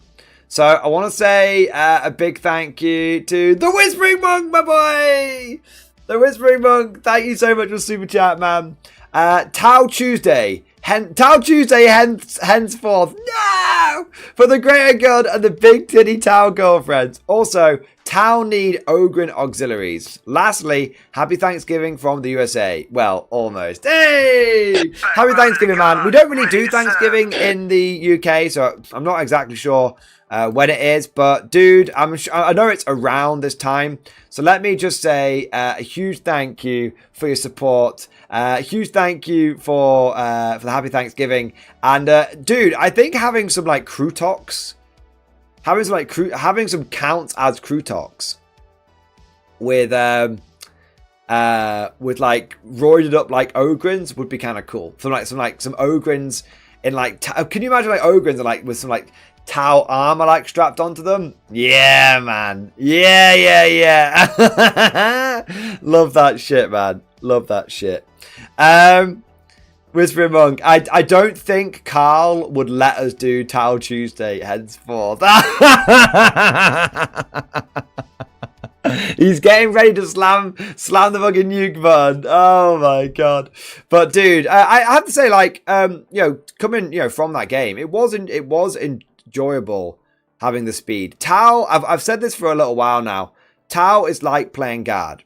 There's a lot of firepower involved, but the difference between Tau and guard is speed. And I think if you're not taking advantage of that speed, I'm not certain you're taking advantage of the Tau, of what the Tau have to offer. It's why I'm not a huge fan of broadsides. I think Tau don't need static firepower. They've got speedy firepower. There you go. Joseph, you don't like the new Krieg engineers? I love the new Krieg engineers. I think they're really good. Yeah. Oh, he's saying X. And I think I'm jumping in on someone else's conversation there. I do apologise. All right. I also want to say a big thank you to Tiki, my boy! Banzai! Banzai!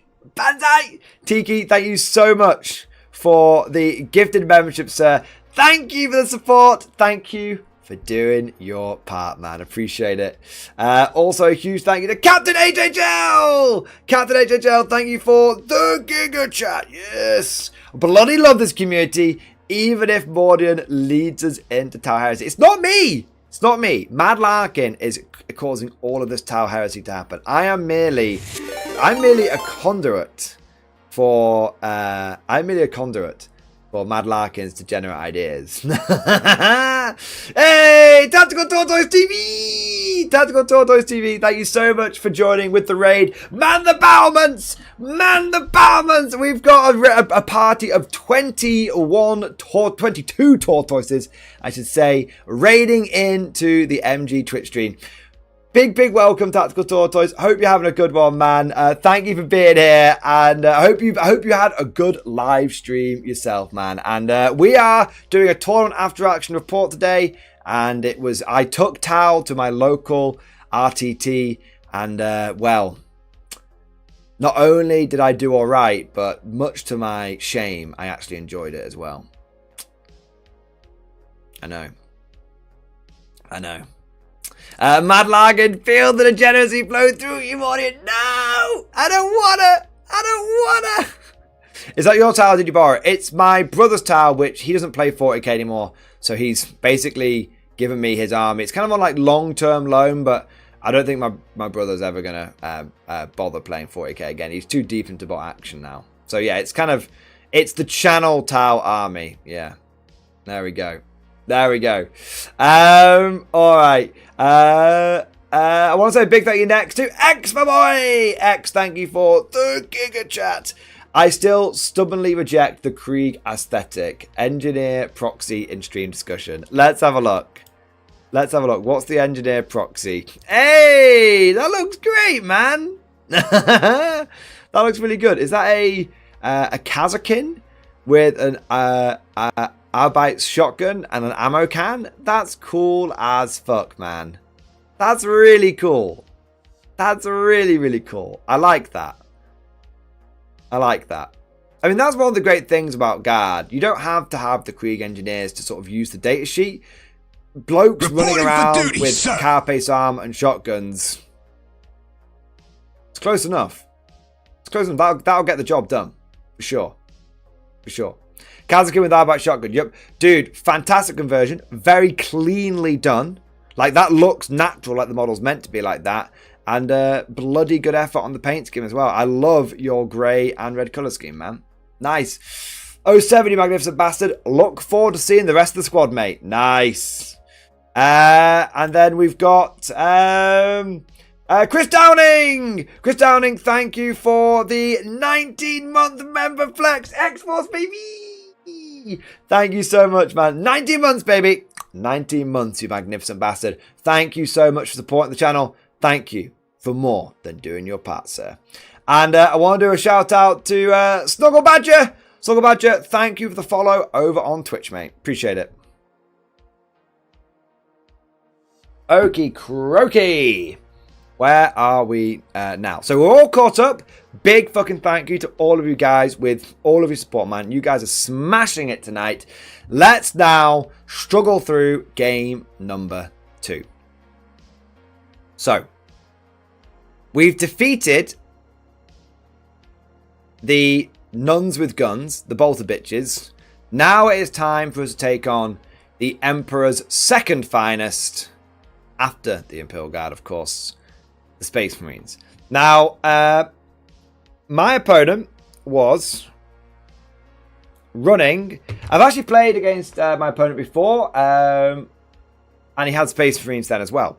Now, my opponent was running Vanguard Space Marines, and in his list, he had let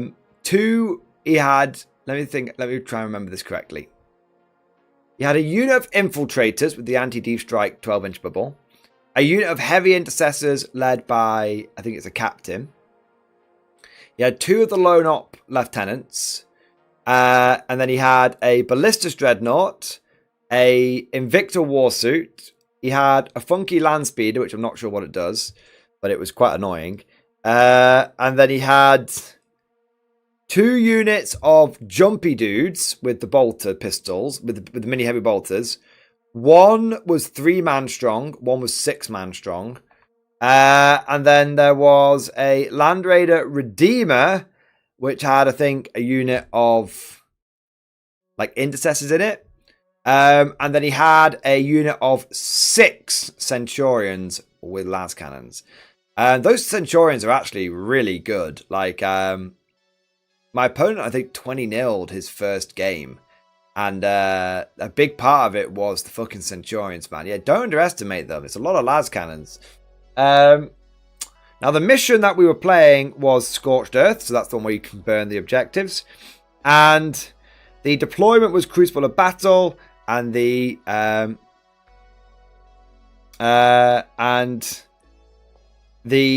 twist was Stalwarts.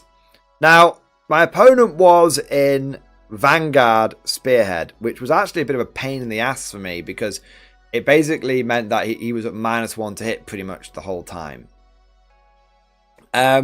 Also, unless I was marker lighting him, I didn't get to ignore his cover either. So, going over to deployment, this is after turn 1 for like both sides. Okay, so I started off with Riptide, Ghostkeel here. I started off with Stealth Suits infiltrated here and here, and then I had Devilfish and 2 squads of Fire Warriors back here. And then I had, in the middle, Hammerheads, 2 more units of Fire Warriors. On the flank, Devilfish with Pathfinders inside.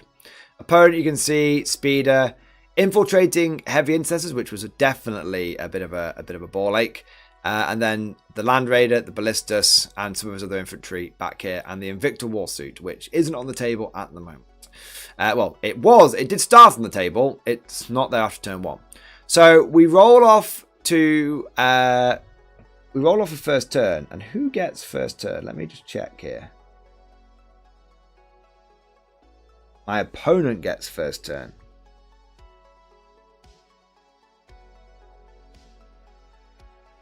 Pretty certain. Although I get first turn, let me just close. Just check. Genuinely can't remember. It'll come back to me. I got first turn. And I tell you why. Yeah, I got first turn. So in my turn 1, basically what I do is so in my turn 1, I scout move my Devilfish here so it's on the objective down here, right? I don't really move with my Stealth Suits. They're just chilling out there. That's fine. And then on this flank, I move forward, get my I scout move and then disembark with my Pathfinders so they can see round the corner, and then I bring my Riptide forward, my Ghostkeel forward, and Riptide forward and Ghostkeel forward, and those units blast the Invicta Warsuit off the table because the Pathfinders basically guide for them. And then I take a unit of Fire Warriors and I put them inside the Devilfish. This is actually, I think this is turn 2. Yeah, I forgot to take pictures at the beginning of the game. So then it comes over to my opponent's turn 1 and he plays it super cagey. Super duper cagey. Yeah, like I'm genuinely not even sure what he did turn 1. Like, genuinely. I'm trying to look. Did he kill anything?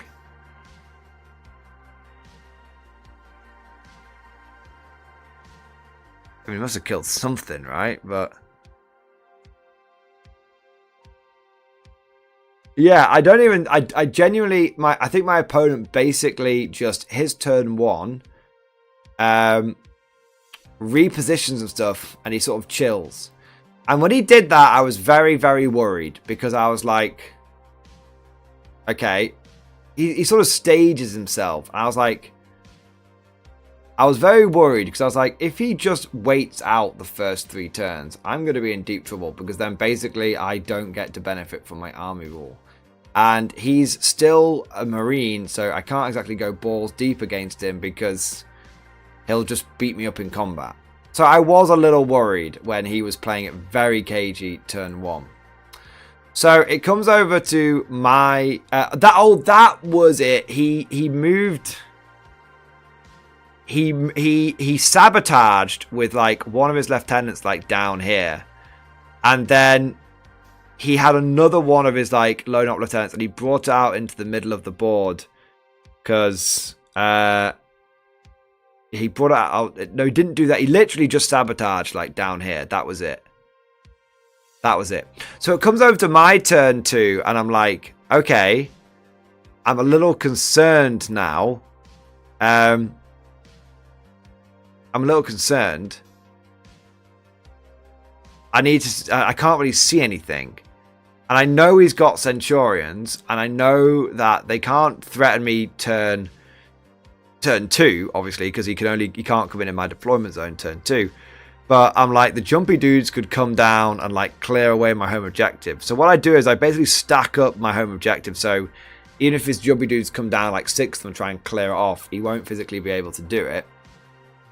And then my turn 2 is pretty lackluster, to be honest. I jump out and kill. He had like a lieutenant on this objective. I think he was like establishing locus or something in the middle of the board. So I jump out with my stealth suits to kill him. Thank God I do, because he's got like a 4+ feel no pain or 5 feel no pain or something mad. So I jump out with the stealth suits, the devilfish and everything. I kill this little lieutenant bozo. And then I jump forward with my another unit of stealth suits, which are behind his arm here, and my ghost keel. And I tried to kill his sabotaging other lieutenant, because I'm like, come on, ghost keel. You're within 12 inches, so you're not -1 to hit. And you're being guided by a unit, so you're hitting on 3s. And my ghost keel... just fucks it. Just rolls like double, like rolls like a 1 and a 2 and just fucking misses. And then with like the twin melter gun, just like doesn't do anything either. So my ghost, I fucking hate ghost kills, man. They're absolutely dog shit. I don't care what anyone says. Lone op is useless when you are about as worthwhile as a fucking concrete parachute. So basically that was my turn. Like I killed a lieutenant guy. I failed to kill another lieutenant. That and my Riptide fucking failed to kill a fucking land speeder. Do you know what I mean? Like, I'm 2/3 of the way through. I'm 2/3 of the way through my Monka, and I've killed a fucking Invicta warsuit and a fucking lieutenant. I'm like, this is gonna go badly. This is gonna go very badly. I'm gonna have to rely on not having fucking lethals. Like this is kind of how you beat like Monka, right? But then,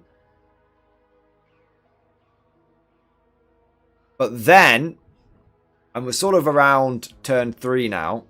Yeah, around turn 3 now.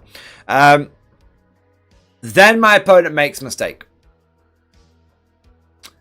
And I believe this mistake cost him the game. It was kind of a 2-pronged mistake, a double doozy mistake, okay? So he was like, okay, it's turn 2. You're like sitting on all 3 objectives. I need to throw the kitchen sink at you. And I'm like, okay. So he comes in with his Centurions like back here, and they can draw like line of sight over to my Riptide. And then he brings out his he brings out his like heavy intercessors to like here. I think you could see that in like the previous picture. He brings out the heavy intercessors, and he brings forward like the Redeemer, and the Redeemer is actually here at this point. It's not down here. Like I said, this is like turn 3. It's actually here at this point. And he pokes his little Ballista's Dreadnought out as well. And I'm like, oh shit, he's going like all in. He's having like a go turn. And then but then he doesn't deep strike his jumpy dudes in. And I'm very surprised by this, because I feel like if you're going to go all in, you should go all in. There's no half measures. No half measures. Even, and so he fires at me, but what's kind of interesting is in his turn 2, it's okay the damage he does, but he does a lot of damage, but spread out over multiple units. So his heavy intercessors, he doesn't quite kill the Ghost Keel, but his Redeemer goes after the Ghost Keel. And I'm like, on the one hand, that's quite smart because the Ghost Keel's annoying as fuck to like target. But on the other hand, like, it's only strength 6, the Redeemer. So it's like wounding me on like 5 and 6s. So I'm like, okay. So the Redeemer actually, its flamers do a bit of damage to the Ghost Keel, but not enough. And then like it fires like the multi-melter and stuff at me, and I just have like my little stealth drones, and I'm just like blanking the damage. And then the heavy ancestors try and finish it off, but don't quite. But they do manage to beat the shit out of the stealth suits. And then my opponent fires everything else that he's got basically into the Riptide and brings it down to like 4 wounds. But I had like spunked like CP. I spunked 3 CP, 1 for a reroll, 1 for like -1 damage, which is the only Monk cast stratagem I know. I didn't use any of the other ones pretty much. Well, I might have used 1 or 2 here and there, but I rarely use any of the ones.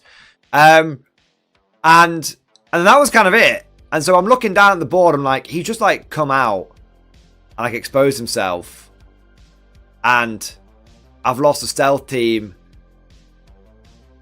And like, I've lost like 2 stealth teams basically. And my Riptide is badly damaged. And my Ghost Keel is badly damaged. Like both are on like, the Ghost Keel's on like 2 wounds. The Riptide's on like 4 wounds. But I'm like, okay. Like, I'll take that. I'll fucking take that. So then it comes over to my turn 3, and it's my last turn of having like guided with like lethals and stuff, and I bring everything in. I'm like, I say to my opponent, if you're going to bring in the kitchen sink, I'm going to bring in the fucking ensuite. And basically, my turn 3 isn't like an absolute death blow, so classic towel, blow him off the table, but my turn 3, I do some damage. It's kind of funny. Like, I thought I was going to, like, absolutely flatten him, but then it's just, like, fucking Marines can just be annoyingly tough sometimes. So, in my turn 3, I managed to kill I bring all my Melter guys in here, and I pick up the Heavy Intercessors. I'm like, okay, good. That's, like, 1 threat dealt with. And then I fire my Hammerhead, my Riptide, and my Hammerhead here into the Centurions down here. And I'm able to kill like 3 of them and wound another one. And that's kind of like my turn 3. But the big difference is that my opponent just doesn't have a lot of stuff. He just doesn't have a lot of stuff. Like, I mean, like there's still like, we've not killed much from each other's armies, but like, he just doesn't have like a huge amount. And I took like half the wounds off the Land Raider as well. So my opponent comes in on his turn 3. So my opponent comes in on like his turn 3 with like all his jumpy dudes. You know, like he brings like a unit of jumpy dudes like down here. He brings like a unit of jumpy dudes like down here. And the jumpy dudes fire into my Riptide and manage to kill it. And then the other jumpy dudes, like, I can't remember exactly what they fired into. There was a whole bunch of firepower that sort of concentrated in on my on my crisis team here, and like I lost like 1 and 1 went down to like 1 wound. It's led by the enforcer guys. They've got like armor of contempt. So they're like armor of contempt plus a 4-pin vulnerable save. I was like, that's plus a lot of these, you know, shooting across these gives me cover.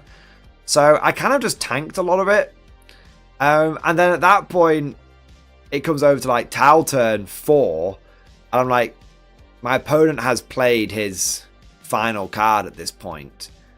And so what happens is all of my Fire Warriors move, you know, move.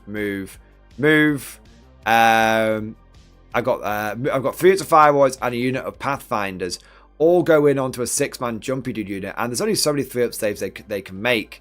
And I just basically pick up all but one of them. And then basically the rest, I have a Hammerhead here, picks up the Land Raider. And yeah, at that point, it goes to turn 4. And like, you can tell I've not been doing any like massive body blows. It's not like the last game, but my opponent just doesn't have a huge amount of stuff. And so we get to like Space Marine turn 4, and there's like a Land Speeder, a Lieutenant, and a Dreadnought, and like 5 fucking Marines left. And that's kind of it. So my opponent in his turn 4, you know, picks up a few objectives, does a little bit of firepower, does a little bit of killing, but it's scattered damage here and there. And going over to my turn 5, I just pick up like, I don't kill everything. I basically just pick up the last Jumpy Dude, the Lieutenant, and I pick up most of the infantry. And so turn 5 basically sees a Land Speeder and a Brutalis Dreadnought just left. They can't do any of the secondaries that sort of come up. And so we get to the end of the game, and the Marines haven't been tabled. But the Tau forces are fairly intact. You know, we've you know, there's a lot of guys that are injured, but the Tau forces are fairly intact. And I think it literally came down to the fact that we just had numbers. That was it. We just had numbers. And so because the game wasn't a smashing in any way, shape, or form. The Tau got 75 points, and the Space Marines got 57 points. You know, totally respectable score on the Space Marine side. Not a smashing in any way, shape, or form. It was just I think my opponent, he went too early. I think what he should have done is, knowing that I was going to run out of Mont-Ca, he basically should have waited till his turn 3 and then gone in with everything. I think he was just very worried. He was like, we had a good chat about it afterwards, and he said, I just didn't want you to have the primaries for like 3 turns. And I was like, yeah, but dude, like, I only score them turn 2 and 3. So then if you come at me turn 3 and 4 and keep me off the primary, then I've scored them for 2 turns if you scored them for 2 turns. But by going on turn 2, it meant that you didn't get the prime. There was too much Tau left over. And you didn't go all in. Like, if he'd gone all in, maybe. But it was kind of like he went half in, and then I still had my clapback available. So, yeah, there we go. There we go. So it was a really good game, and as you can see, it was very close, and as you can see, it was quite cagey back and forth. But in the end, it basically came down to the fact that I won that game because my list wasn't a real Tau list. It was a guard list pretending to be a Tau list. I won that game because it was like, every time my opponent sort of killed one unit, another one just popped out of the woodwork, and I probably lost a unit for every unit my opponent lost, but my opponent was very elite, so there you go. And if you kind of notice, that's an issue that I think I've talked about this before in 40k. I think people build lists that are far too elite. Man. Like, every single, I would say the number one reason why I win games in 40k, and I don't win every game. This is not an arrogant statement. Okay, don't want to get the wrong end of the stick. When I win games of 40k, the number one reason that I win those games is because it's because of the level of redundancy and the number of assets that I like to put into lists. I don't like elite armies. I feel like I struggle with elite armies. I struggle, with the concept of I lose one unit, I lose a fucking flank sometimes. Do you know what I mean? Like, I fucking hate that. I should be able to lose 2 or 3 units and still have enough left over to take a flank. That's how I like to play. I like quality. I like qualities. I like scions and stuff like that. But I think you have to have a mixture of quantity and quality. Yeah. A code attain.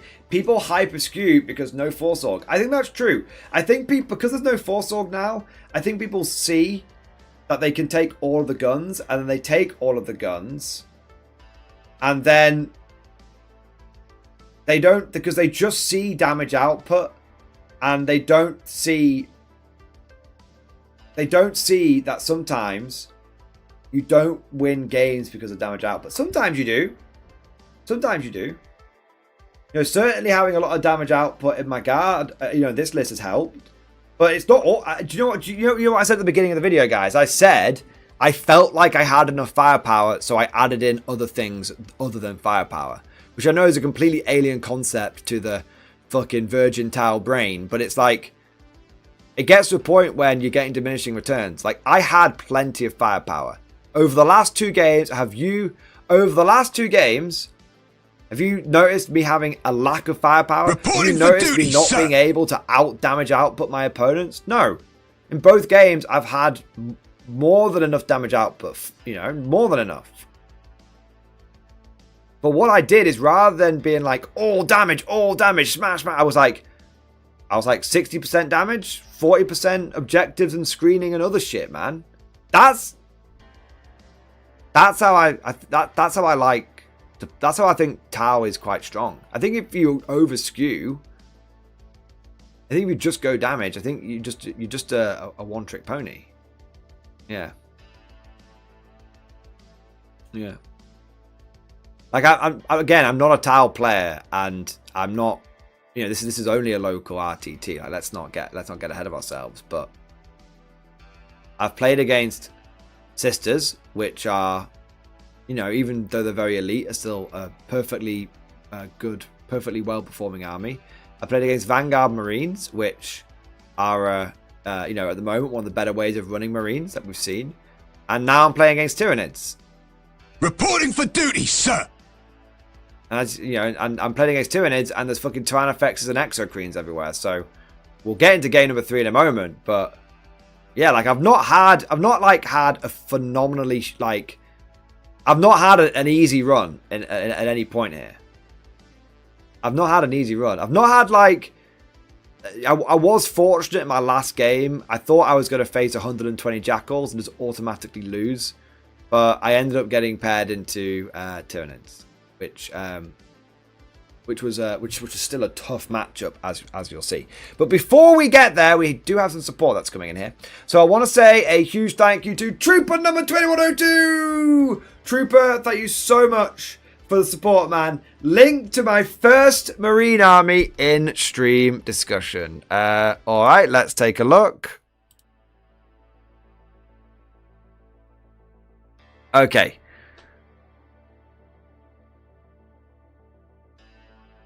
Okay, let's have a look. Oh my god, it's Tor Garadon, but no one takes Tor Garadon. Tor Garadon, Apothecary, Captain Terminator Armor, Tech Marine.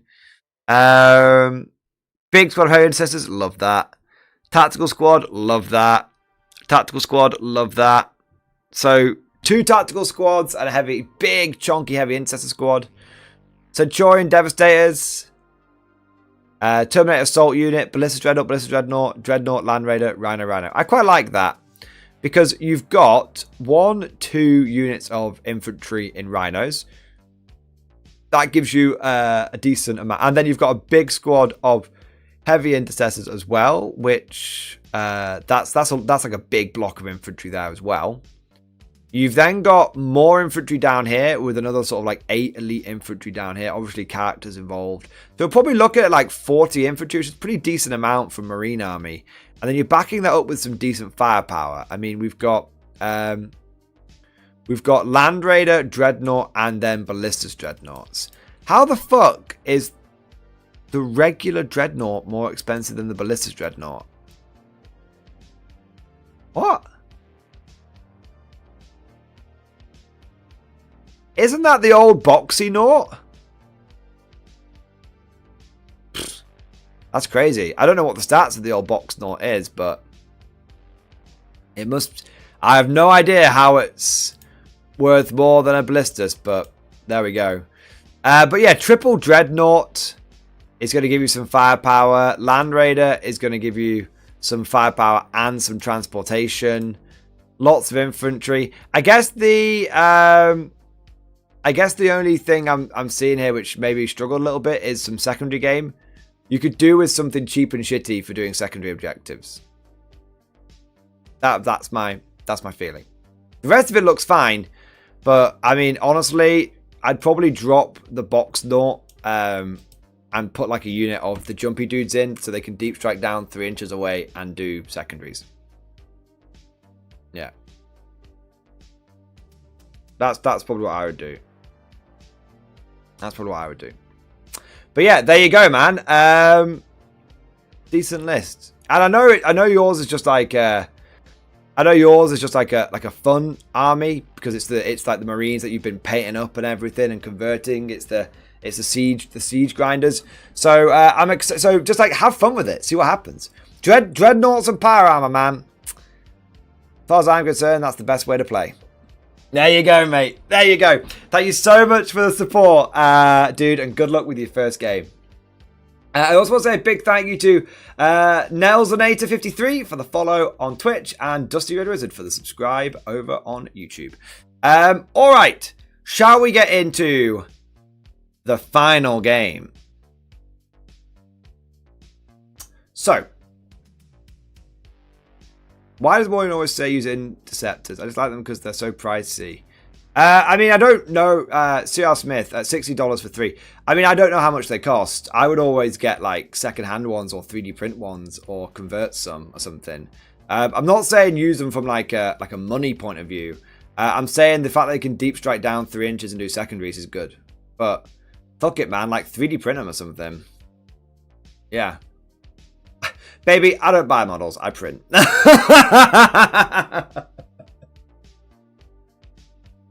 All right, so game numero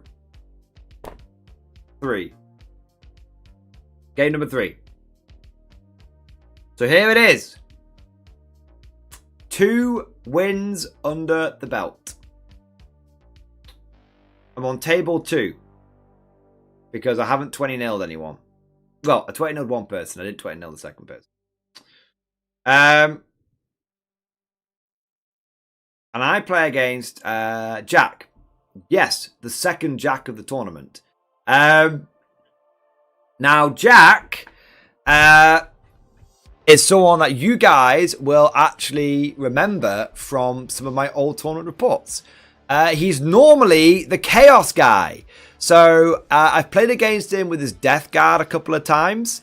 And I played against him with his World Eaters a couple of times. And he's like resoundingly sort of like... he's sort of resoundingly beaten me. But last time I played him was with the Death Strikes when he was using the Votan and I nuked his land fortress. But actually, one of the armies that he likes using the most is his Tyranids. And he's got a really beautifully painted Tyranid army. Like hopefully I remembered to get some close-up shots. But his Tyranid army is probably my favorite looking Tyranid army. It's really, really, really, really nice. It does a lot of effort, a lot of love, a lot of attention put into them. And they look great. They do look really, really strong. So, in his list, he had 2 Tyrannofexes with the Cock Cannons. He had 2 Exocrines. He had a Maleceptor. He had a Hive Tyrant. He had a unit of Gene Stealers with a Broodlord. He had 2 units of Gargoyles, a unit of Hormagaunts, a unit of Raveners, and a Biovore. There may be one or two other things, but that was the main thing. That was the main thing. So, what was the mission?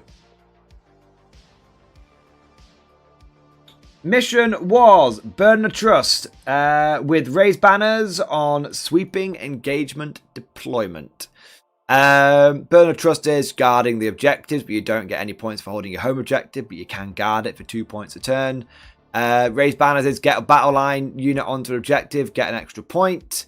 Only do it sort of on each objective sort of once. Yeah, that's about it. Sweeping engagement, is that the deployment? That's the L-shaped Dawn of War. Okay. He was running Invasion Fleet. Has he got a second Exocrine reserve? No, the second Exocrine is down here. That's the first Exocrine. That's the second Exocrine. Alright. Deployment. Fire Warriors. Riptide, Ion Cannon. Fire Warriors. All of the other armor. Stealth. 1 unit of stealth suits infiltrated forward here. 1 unit of stealth suits and the Ghost Kill just deployed down here. Didn't really worry about infiltrating them. 2 unit deployment. Cock Cannon. Slightly smaller Cock Cannon. I'll do it properly. Tyrannofex, Exocrine. Gene Stealers. Maleceptor, Exocrine. Hive Tyrant. Tyrannofex, and then behind here, but you can't see them, is the Raveners, and behind here are some Hormagaunts and one of the Gargoyle units. I think there were another 2 units of Gargoyles in reserve. So I think there were 3 units of Gargoyles in total. So here you can see my Tau left flank, my Tau right flank, my Tau far right, or Tau center, my Tau right flank here. Oh, I've got a little bit far ahead of myself there. Is that the close-up? Yeah, okay. So I've gone a little bit... I wasn't so good at taking pictures with this game either. So I'll go back to the beginning here. So, yeah, we'll get some close-ups of the Tyranids when we get in there. So, we roll off, and Skinwalker Mordian is active. And I get to go first. And what's kind of funny is Jack and I both agree. In fact, Jack says it to me. He says to me... He says, Tim, because we know each other quite well and we have a good chat with each other, he's like, we often get to like turn 3 and then like, shit, we've got to like rush turn 4, turn 5, or we just can't do turn 4, turn 5. So he said to me, Tim, let's get to turn 5. He said, no matter what, get to turn 5. He said, we play fast, we play hard, no matter what happens, no thinking, just go. And I'm like, sure, fuck it. Like, I say, you know what, Jack? I agree. We never ever get to the end. We never ever get to fucking turn 5 easily. We always end up having to rush it one way or another. So let's fucking get to turn 5 with time to spare. So that was the goal. It was all gas, no brakes, no time to think. No time to think, just action. So in my turn 1, I decide that in the name of action, my Pathfinders they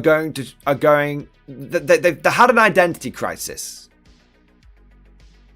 They're sick and tired of everyone saying that breaches are the only things that are worth going in Devilfishes. So, I decide to use my Pathfinders as premier shock infantry. Both of my Devilfishes scout move forward, and then they move and advance forward.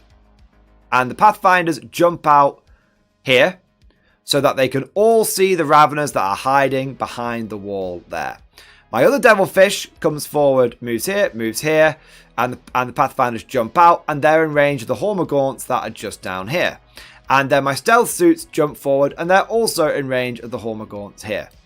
I then use my Devilfish to guide my Pathfinders, and the Pathfinders unleash a point-blank volley into the Raveners, and it gets a little silly. So I roll my 3 rail rifles. I roll 666. That's lethal hits. with rail rifles. The Ravenans have only got a 4 save. It's 3 damage per rail rifle. So I just literally get 3 lethal. I roll 3 shots, get 3 lethal hits, and go bang. The Ravenans are dead.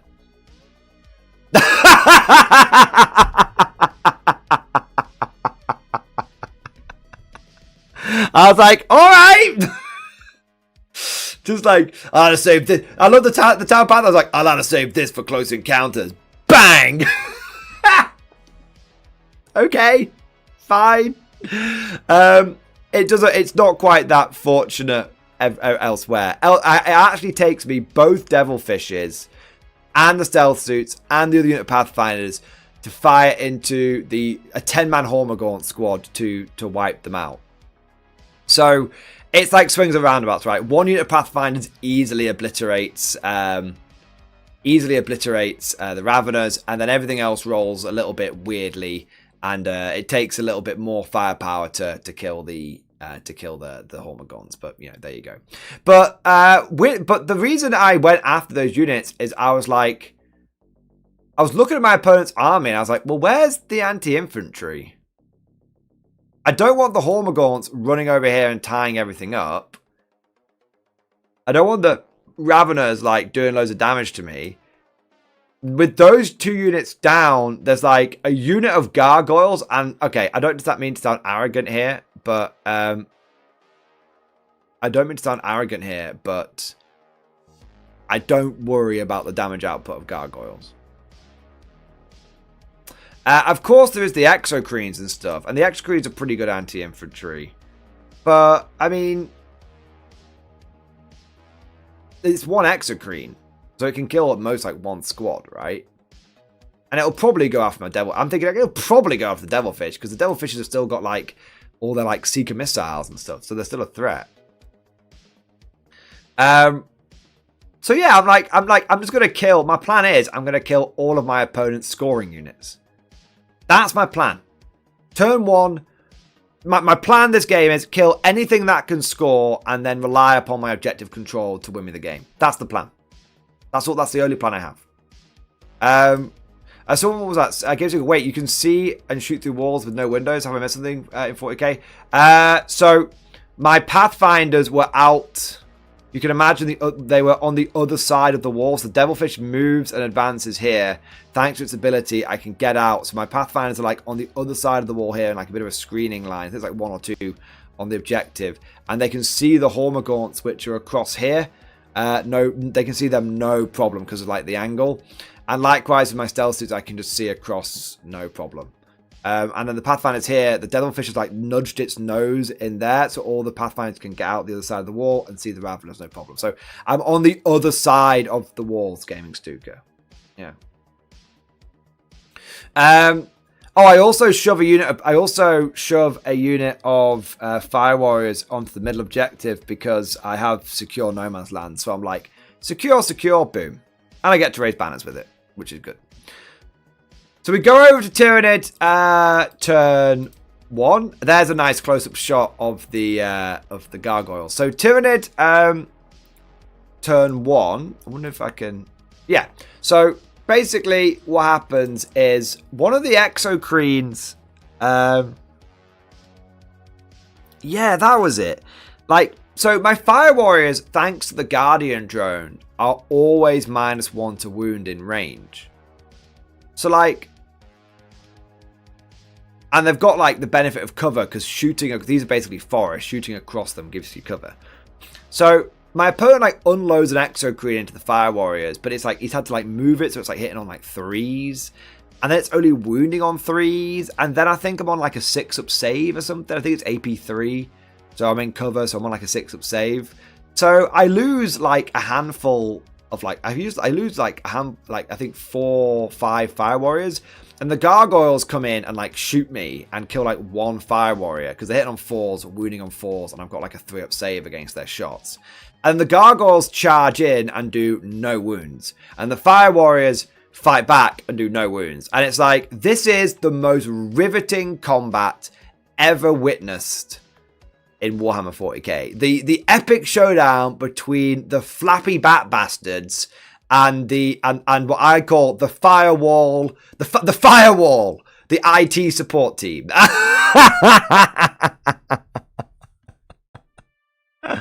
So yeah, that like no one did. It was like watching two remedials trying to fuck a doorknob. You know what I mean? So that was happening in the center, and then over on so you can see my fire warriors, you know, getting around the corner there with the rail rifles. Over on the left flank, that was it. That was it. I got my Pathfinders out, and then in my turn 1, I had moved and advanced, and I got a big 6 in my advance with my Firewalls, and I got them into the Devilfish. So what happens turn 1 on this flank is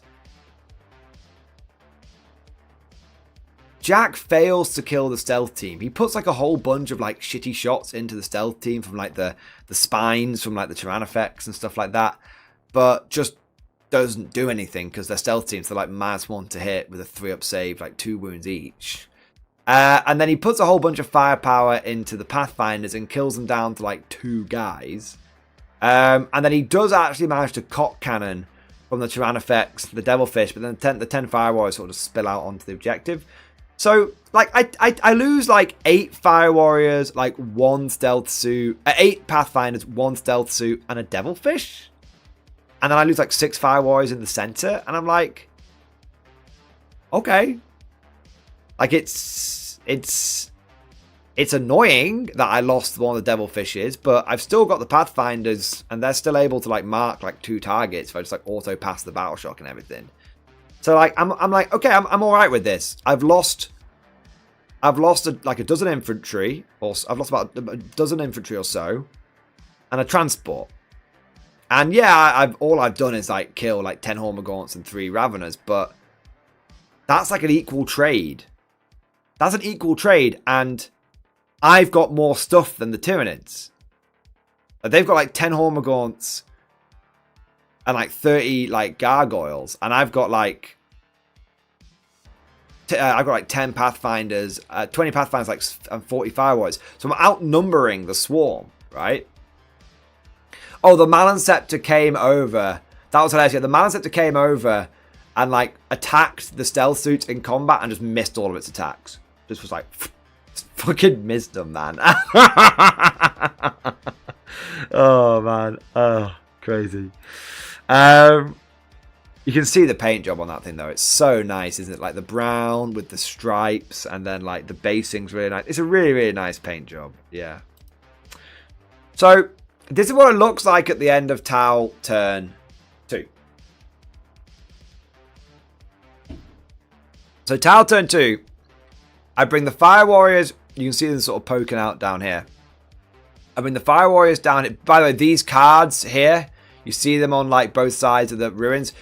We needed to extend the size of the bases for this mission, so we used the cards to make them a bit bigger.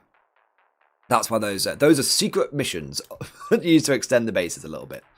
So my Fire Warriors are holding the terrain. They come across here and they can see the Gargoyles. My Fire Warriors here get on top here for plunging fire. They can see the Gargoyles. My Ion Cannon Hammerhead is here and can see the ass of the Maliceptor. And I bring both of my Hammerheads forward here, and I bring my Pathfinders round the corner here. I stay still with the Pathfinders here. And the second Devilfish, the one that was here, comes round onto the objective. My 2 stealth suits fall back from the Maliceptor, and my stealth suits over here come through the wall. You can see a little base sticking out here. That's where the Gene Stealers with the Broodlord have come. And my Riptide comes around here, and he can see the Broodlord as well, because they're holding on the objective, but they're not behind that wall. Let's see what the pictures show. Yeah, okay. So, do a couple of action shots so you can see the angles a bit better. So you can see this is the remaining Pathfinders. This is facing down against the Exocrine and like the Maliceptor. And you can see this is a better angle where you can see the Ghost Kills poking round, so it can see the ass of the Broodlord here. And my other guys can see the ass of the Broodlord here, which is good because he can't remove the Broodlord first, so it means I get to kill all the Gene Stealers and he can't really remove casualties and fuck me over. So, at the end of Tau turn 2, I actually don't kill the Malin Scepter. I think this is, it's hidden behind the wall here. So I fire I fire so much into the Malin Scepter, right? I'm talking, I fire ion cannon, seeker missiles, more seeker missiles, another rail cannon. Like, I fire I fire 2 big hitters, and my Devilfish and my Pathfinders fire into it as well, although they are hitting on 5s to be fair. But I put a lot of firepower on the Malin Scepter, but it's got a 4+ feel no pain because of the stratagem. And it survives on 4 wounds. It's between the 4 invulnerable save and the 5 feel no pain. It just doesn't want to fucking die. So I pour all this firepower into it. I'm like, well, fuck it. I've got 1 rail cannon left with 2 seeker missiles. I don't really want to put that into the Malin Scepter because the Exocrine was actually here, man. Where you saw it before, that was a little bit of a mistake. I'll explain why in a moment how that happened. But I was like, I don't want to shoot the fucking Malin Scepter again because it'll just like bounce the rail cannon and then my whole flank has just done nothing. I need to kill one of the big monsters over here. So I'm like, fuck it. Rail cannon into the big bug. Get the hit and then I get a 6 to wound, which is devastating wounds. I roll the damage and I get the big 6, which is like 12 wounds to the Exocrine. So it's got like 2 fucking wounds left. I then fire both of my seeker missiles in there. And I get 2 hits. I get 2 wounds. One of those wounds is saved. One of them isn't. Jack uses CP reroll. He still fails it. They do a minimum of 2 damage because Tau Seeker missiles do D6 plus 1 damage. And bang, I get the Exocrine. And that turns that whole situation around. Because, like, now it's not just, oh, I've only injured a Malin Scepter. It's, I've killed an Exocrine. And I've very badly injured the Malin Scepter. So, also, the Fire Warriors here easily clear out the Gargoyles. I mean, this unit here guides them, and this unit's in rapid fire range, hitting on rapid fire range with lethals, ignoring cover, plunging fire because of how tall the ruins are, so the Gargoyles aren't getting a save. Just fucking slaughter all 10 of them. It's not even like fucking close. Do you know what I mean? Between the lethals from being guided and the regular just sort of wounding on fucking 3s, they don't fucking survive. And then yeah, it's just fucking brutal.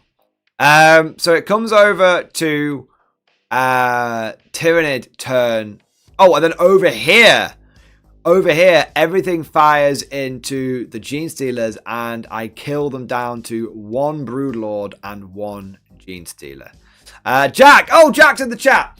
Jack, don't forget that the Exocrine blew up doing 1 mortal wound for Hive Time. That is true. That's very, very important. The Exocrine did blow up, and it did actually take a wound off. It took like a couple of wounds off the Tyrannofex and 1 wound off the Hive Tyrant, which is perfect because then the Hive Tyrant had a 4-up. Feel no pain. Jack, great to have you in the stream, man. Dude, thank you for popping in. You joined at the perfect time, man. Nice. So it comes over to Tyrannid turn. It comes over to Tyrannid turn 2. Now, the Hive Tyrant comes over here. The Lictor, one of the Lictors I forgot there was a couple of Lictors in the list. One of the Lictors drops in here. There's a Neurolictor that comes around to here. And what happens is on the right flank, the Tyrannofex with the Cock Cannon fires into the Riptide. And I managed to save one of the wounds. And I fail both saves. I CP reroll 1. I pass it. And then that means that the Riptide lives, because it wouldn't have lived if both of those had like gone through basically. So fortunately, I do manage to keep the Riptide alive on 7 wounds. I had played like the -1 damage stratagem on it as well, just in case. I know D6 plus 6, but I really didn't want it to die because this flank would have started to be in a bit of trouble. Also, the Broodlord jumps out, ganks the stealth teams, and then there's a stratagem played, and they jump back behind here.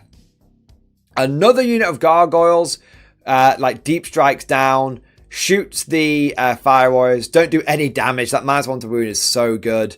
And then they flappy onto the because they can shoot and move onto the objective, and they deny me the primary over there. And then over here, slight mistake from me. I should have just had more infantry on this objective, or just had like one stealth suit guy on the objective here, but I don't. And so the Maliceptor comes in, puts 4 OC on the objective, and denies me that contested, because I've only got 4 OC on there myself now. So silly mistake there. But it was just because we were playing super fast. Like, that was it. We say we're going to make mistakes because we're playing quickly, but that's okay because, you know, we're both playing super fucking fast.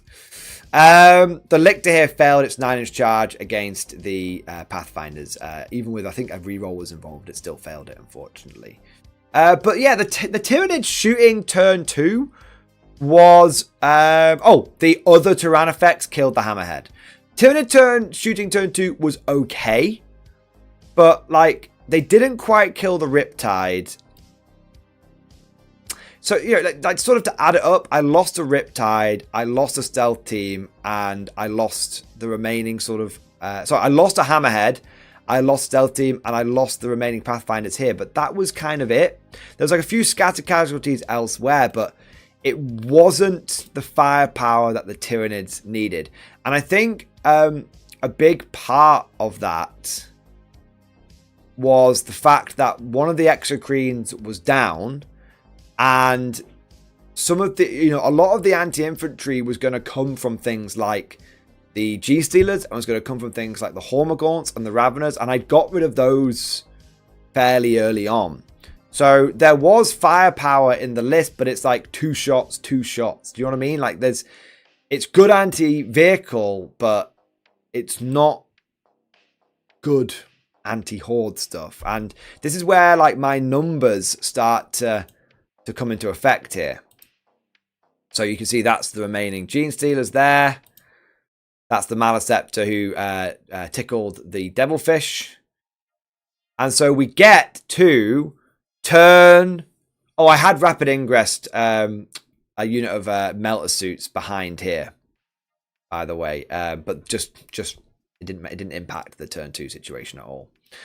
So we get to turn 3 Tau, and I'm like, okay, I need to basically keep killing like the objective scoring bastards. Just keep any opportunity that I have to like carve a unit out of the list, to carve an asset out of the list. I'm going to take that. Okay. I almost don't care what I'm killing. I don't care what I'm killing. As long as I'm taking a unit out, as long as I'm taking something out that can do action, and taking something out that can do objectives, I just want to take those out. I don't care about casualties on my side. I just care about asset removal. And so, even though it's a little bit ballsy, I like bring the Ghost Keel out here, towing it onto the objective. I bring my unit of Stealth Suits in from reserve here. And between the Stealth Suits and the Riptide and the Ghost Keel, we're able to kill the Broodlord and the 1 Gene Stealer back there. The Fire Warriors up here with supporting fire from the Hammerhead here are able to kill the Gargoyles in the center. And then I had basically everything else. Oh, that was it. Yeah, that was it. Yeah. Oh no, it was worse than that. So the Fire Warriors killed most of the Gargoyles. But then I use my Hammerhead here. The Fire Warriors kill the Gargoyles. I use my Hammerhead to go after the Hive Tyrant. Now, bear in mind, this Hive Tyrant has got a 4+ Feel No Pain. I'm guiding my Hammerhead, so I have got lethals. And I end up getting like a bunch of wounds on the Hive Tyrant, like sort of 4 or 5 wounds on the Hive Tyrant in total. It's pretty good. It's a pretty good result. You know, I'm not gonna lie. Maybe it's like 4 wounds on the Hive Tyrant. Jack rolls his 4+ vulnerable saves and only passes like 1 of them. He CP rerolls it and still only passes like 1 of them. And then he rolls his 4+ Feel No Pain on like 9 wounds. Okay. And doesn't make 1 of them. And we're both looking at the dice and looking at each other and looking at the dice and looking at each other. And we're like, what the fuck just happened? Like, this Hive Tyrant should be like just tanking everything with a 4+ invuln and a 4+ feel no pain, and it's just completely shit the bed. It was like, what? And then to rub salt in the wound, I then fire my hammerhead at the Hive Tyrant. And, you know, I get the hit, I get the wound with the rail cannon. And Jack fails his 4-up invulnerable save again. And then I roll like 11 wounds on the damage. And the Hive Tyrant just goes down. And it goes down just stupidly easily. Do you know what I mean? Like, I should have been sweating over that Hive Tyrant. But the Dice Gods just were like, nah, fam, that's not happening. Not right here, partner. So the Hive Tyrant goes down, and now I've got my Melter Suit, and it's a full unit of Melter Suit led by a Melter Commander in Melter range of a Malicept with 4 wounds. To say that there was even Ash left over would be, to be honest, being generous. It was just completely atomized. And I think that was about it. But at the end of Tal turn 3, at the end of the killing blow.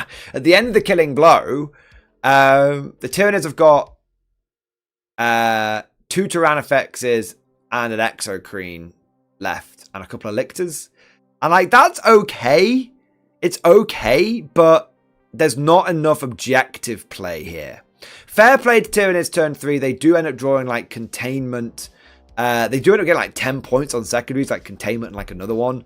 But that's kind of like the last hurrah.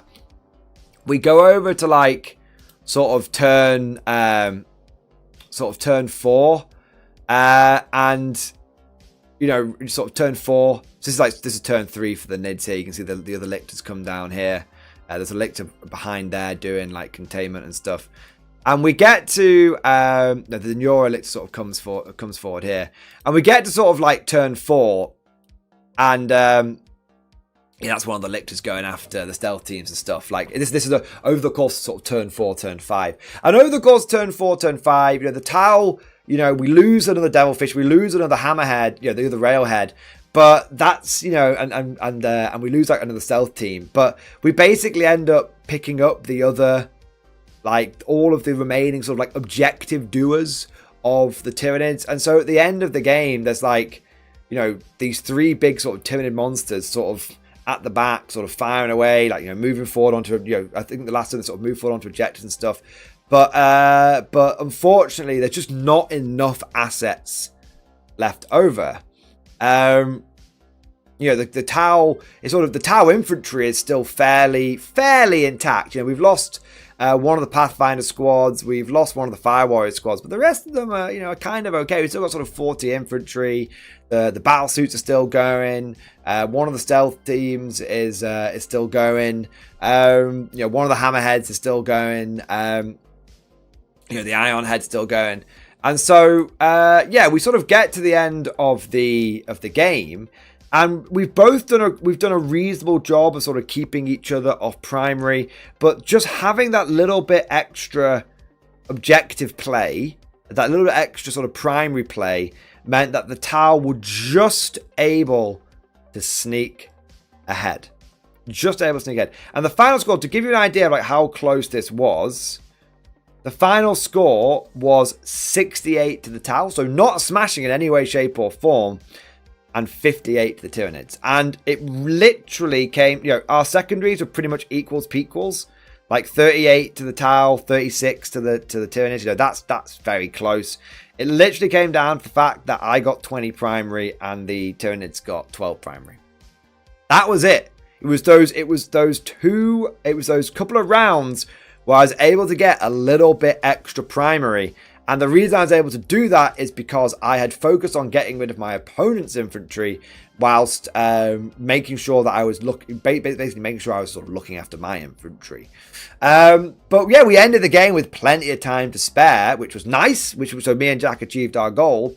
And in sort of the ongoing sort of tally between Jack and I, it's now equal across the board. He's beaten me 2 times, we've drawn 2 times, and I've beaten him 2 times now.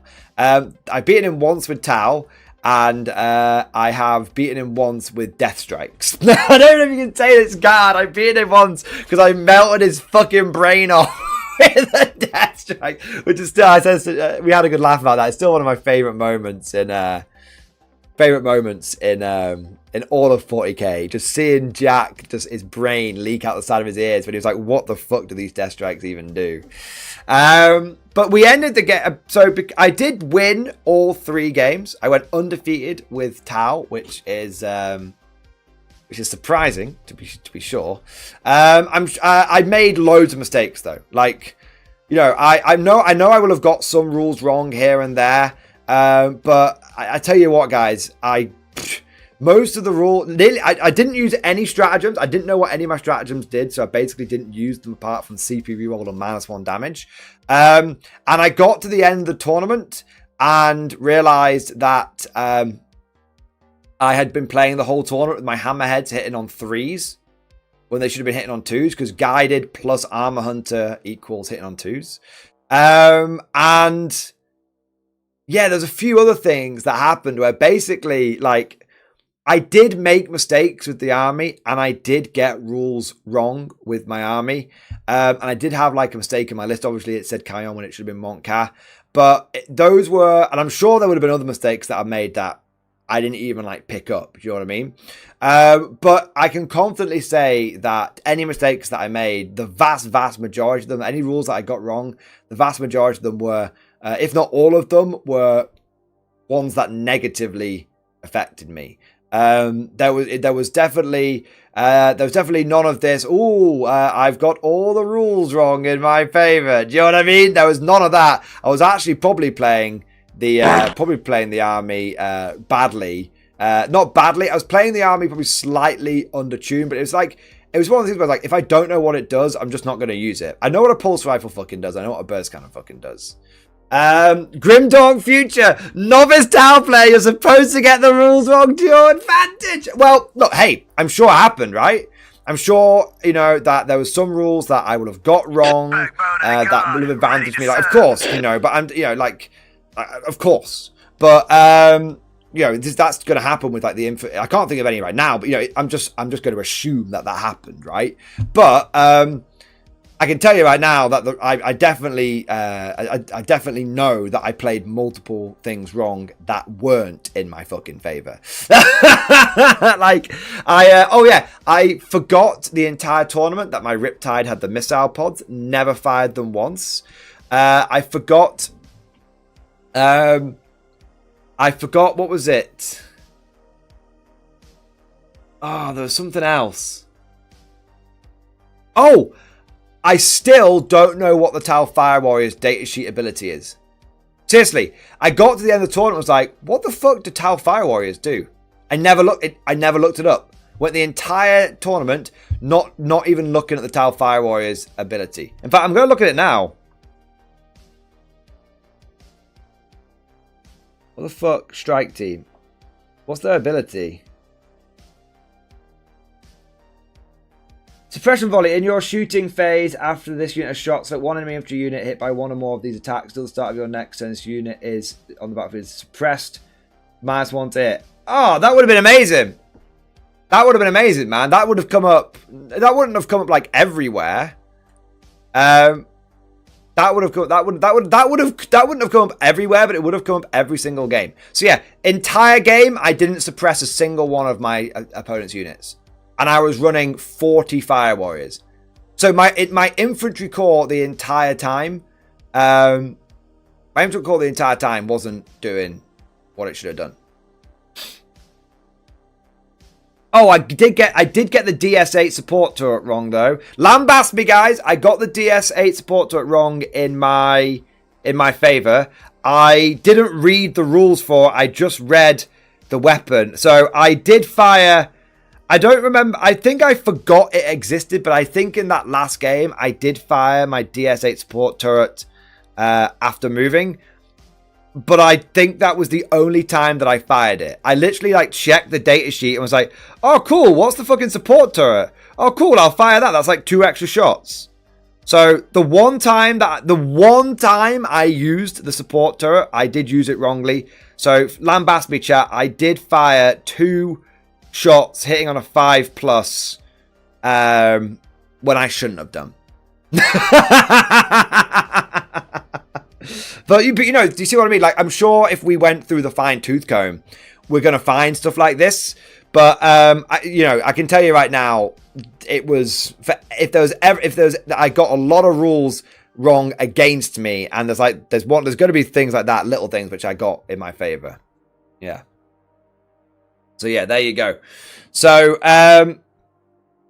yeah, there you go, man. So it's definitely, you know, it's the nature of when you're running an army that you're not 100% familiar with, but at least I can rest easy tonight. I can sleep soundly tonight, knowing that it seems that I did get quite a lot of things wrong, but 99% of them seem to have been things that would have benefited me, and I fucked it up.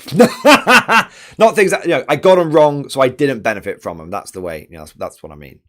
If I got them right, I would have benefited from it. There you are. Jack Ferguson, one of my favourite games of 40k. So many mistakes. I forgot my lictors had free rapid ingress and tried them 9-inch charges. And I forgot that. Yeah, both times you were like, both times you forgot the rapid ingress the lictors. But we were just going, man. We were just going hard. Yeah, that was it. That was it, man. Yeah.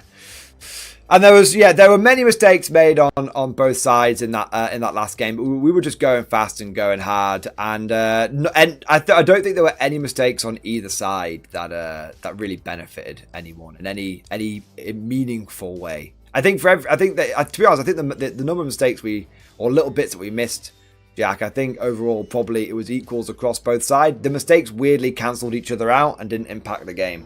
Yeah, but there we go. There we go. And that, I don't mean to alarm you, dear viewers, that is the after action report. Let's change view here 1 second. And change chat. Change chat. Well, when it change font size, I should say. Give me a second. There we go. Bosh. All righty ho ho. So, end of the event, I had gone undefeated, but because I hadn't smashed every single one of my opponents, I ended up coming second. So I got a cool. I got on the podium. I got on the podium with Tal, but I didn't win the tournament. I tell you what did win the tournament, guys. 120 jackals with a 5-up feel no pain and a 5-up invulnerable save. That I was very happy that I dodged that one. I think if I'd faced off against that, I would have been in deep doggy doo doo. Yeah, but I was happy with that overall. Yeah. Jack, 100% agree with that, Mordian. This round goes to you. Well played, good sir. Pleasure as always. Pleasure as always, Jack. Pleasure as always, man. Or it's. I don't think we've ever had a bad game, Jack. The only time I've ever seen Jack become visibly agitated was in the Death Strike game, and that wasn't agitated at me. He was just like, reality was bending around him. That I think this was my favorite game that we ever played, mate. But I think that Death Strike game will always have a special moment. Will always be a special moment for, you know, just because of how stupid it was. All right. Okay, chat. Okay, now we have amazingly rattled through that after action report pretty bloody quickly.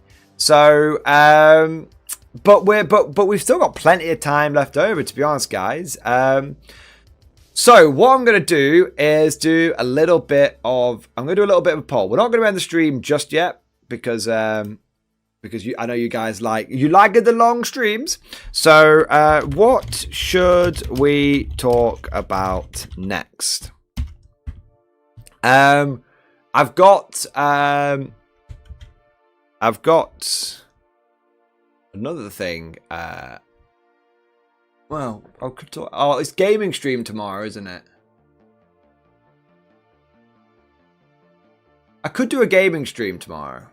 Or I could do a big apocalypse thing. I'll just put just chatting bollocks. Just chatting bollocks. So yeah, I've already looked at the guard list from WCW. I've already looked at most of them. Already done the Meta Monday.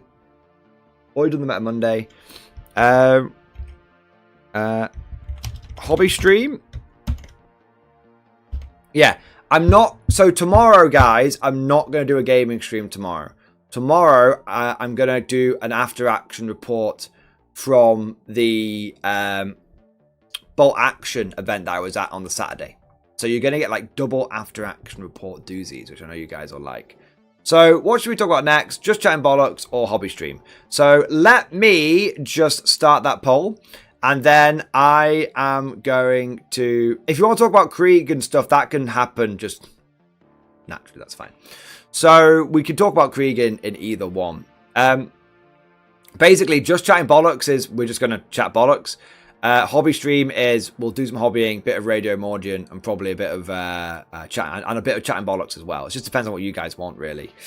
Both will involve chatting about Krieg and other stuff. Now I need to have a I need to have a piss. So I'm gonna quickly nip to the toilet, get myself a drink, and when I get back, we'll decide what we're gonna do. So back in a moment. I'll close the poll. There we go. Yeah, desperate. I'm talking a bit quickly and frantically because I'm gonna piss myself. Right, let's go.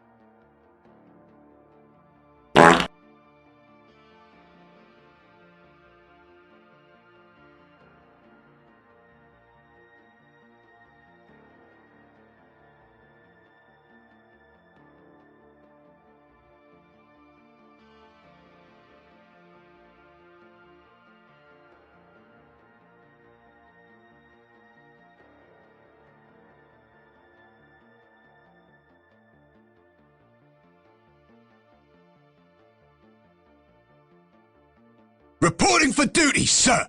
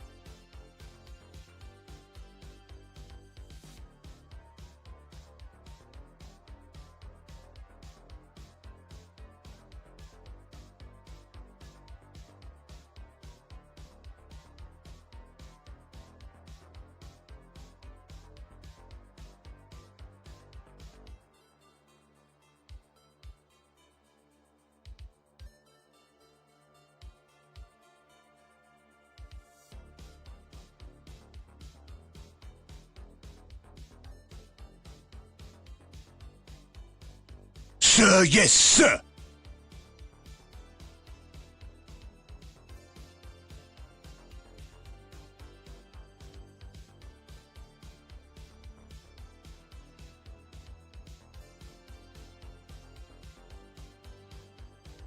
Ooh.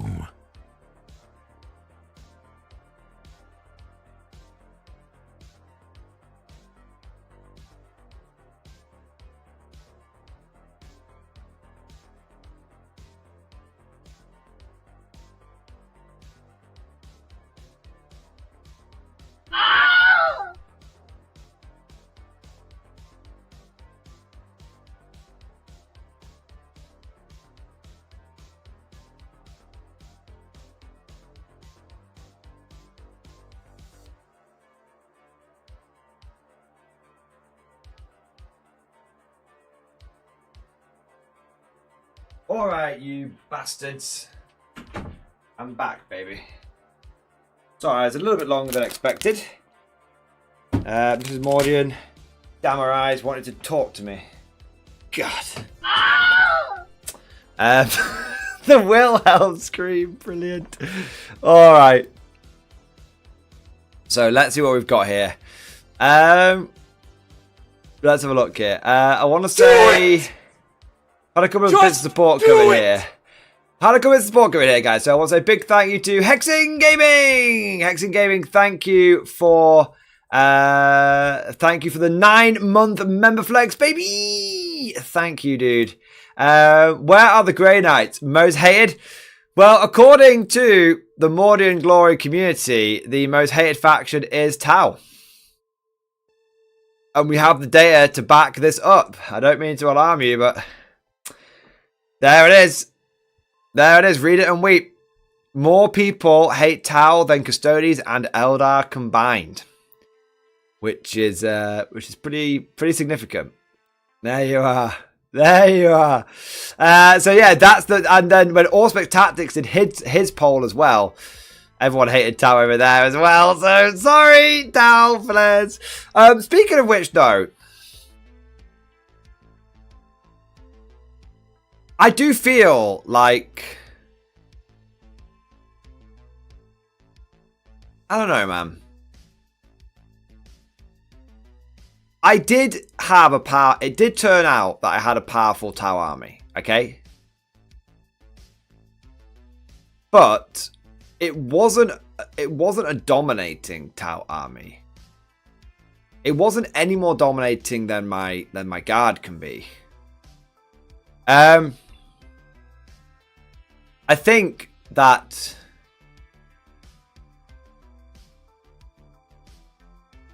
what this, if I was to sum up the after action report before we go any further, if I was to sum it up, I would say that what this shows is that Tau still have the potential to be very, very powerful, but they don't need to be all firepower all the way. It is possible to have a few more tools in the toolbox, a little bit more nuance, and a little bit more redundancy. And every single one of the players that I played against enjoyed their games. There was no hard feelings. And I think that there's a little bit of something to that. I'm not going to say too much, because obviously I'm not a Tau player and I don't main the faction. But I think that you can make games versus Tau fun. You just maybe don't. You don't have to be so sweaty, and you don't have to be so sweaty. You can still win.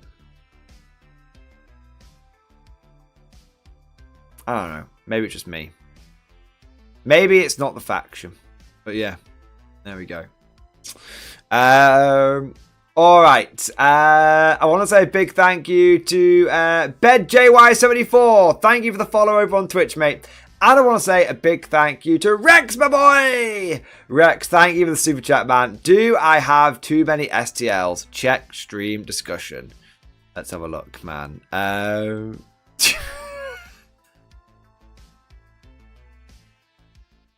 That's so stupid. 291 gig. Yeah, I'm sure that's STLs and, you know, not internet research, shall we say. Oh, my God. I love that. Eyes from desktop to Trajan's Vault. Name, Eternal Dynasty. Brilliant. That's brilliant, man. Nice. That's cool. Rex, you can never have too many STLs, especially if you're a Trajan. There you go. There you are. All right. All right. Let's see how this poll's doing now. So, 58 votes with 62% of you saying that you just want to chat some bollocks. Okay, I can do that. I can do that. Do you know what I might do, guys? Do you know what I might do? I might end this stream and then restart it a minute later with a new thumbnail, basically with the just chatting thumbnail, because people who will join in after this point will be expecting me to talk about Tau, and we'll just be like chatting bollocks.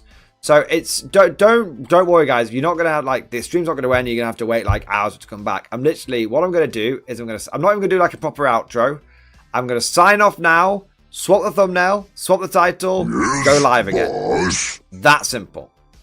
That simple. And then we can have it, and then I'll check, and then it'll be just a little bonus stream, just chatting bollocks. And we can talk about anything and everything that you guys want to talk about. There we go. All right. Before we do that, we do have a super chat coming in here. I want to say a big thank you to Wise Old Worm. Thank you for the Giga Chat. Yes, it is the Giga Chat. Do crew not get a pass as long as you don't paint them blue, of course. Speaking of, do you have /desire a crew army for the channel? Crew are cool. All auxiliaries are cool. Like full, every single GW's done Tau so wrong.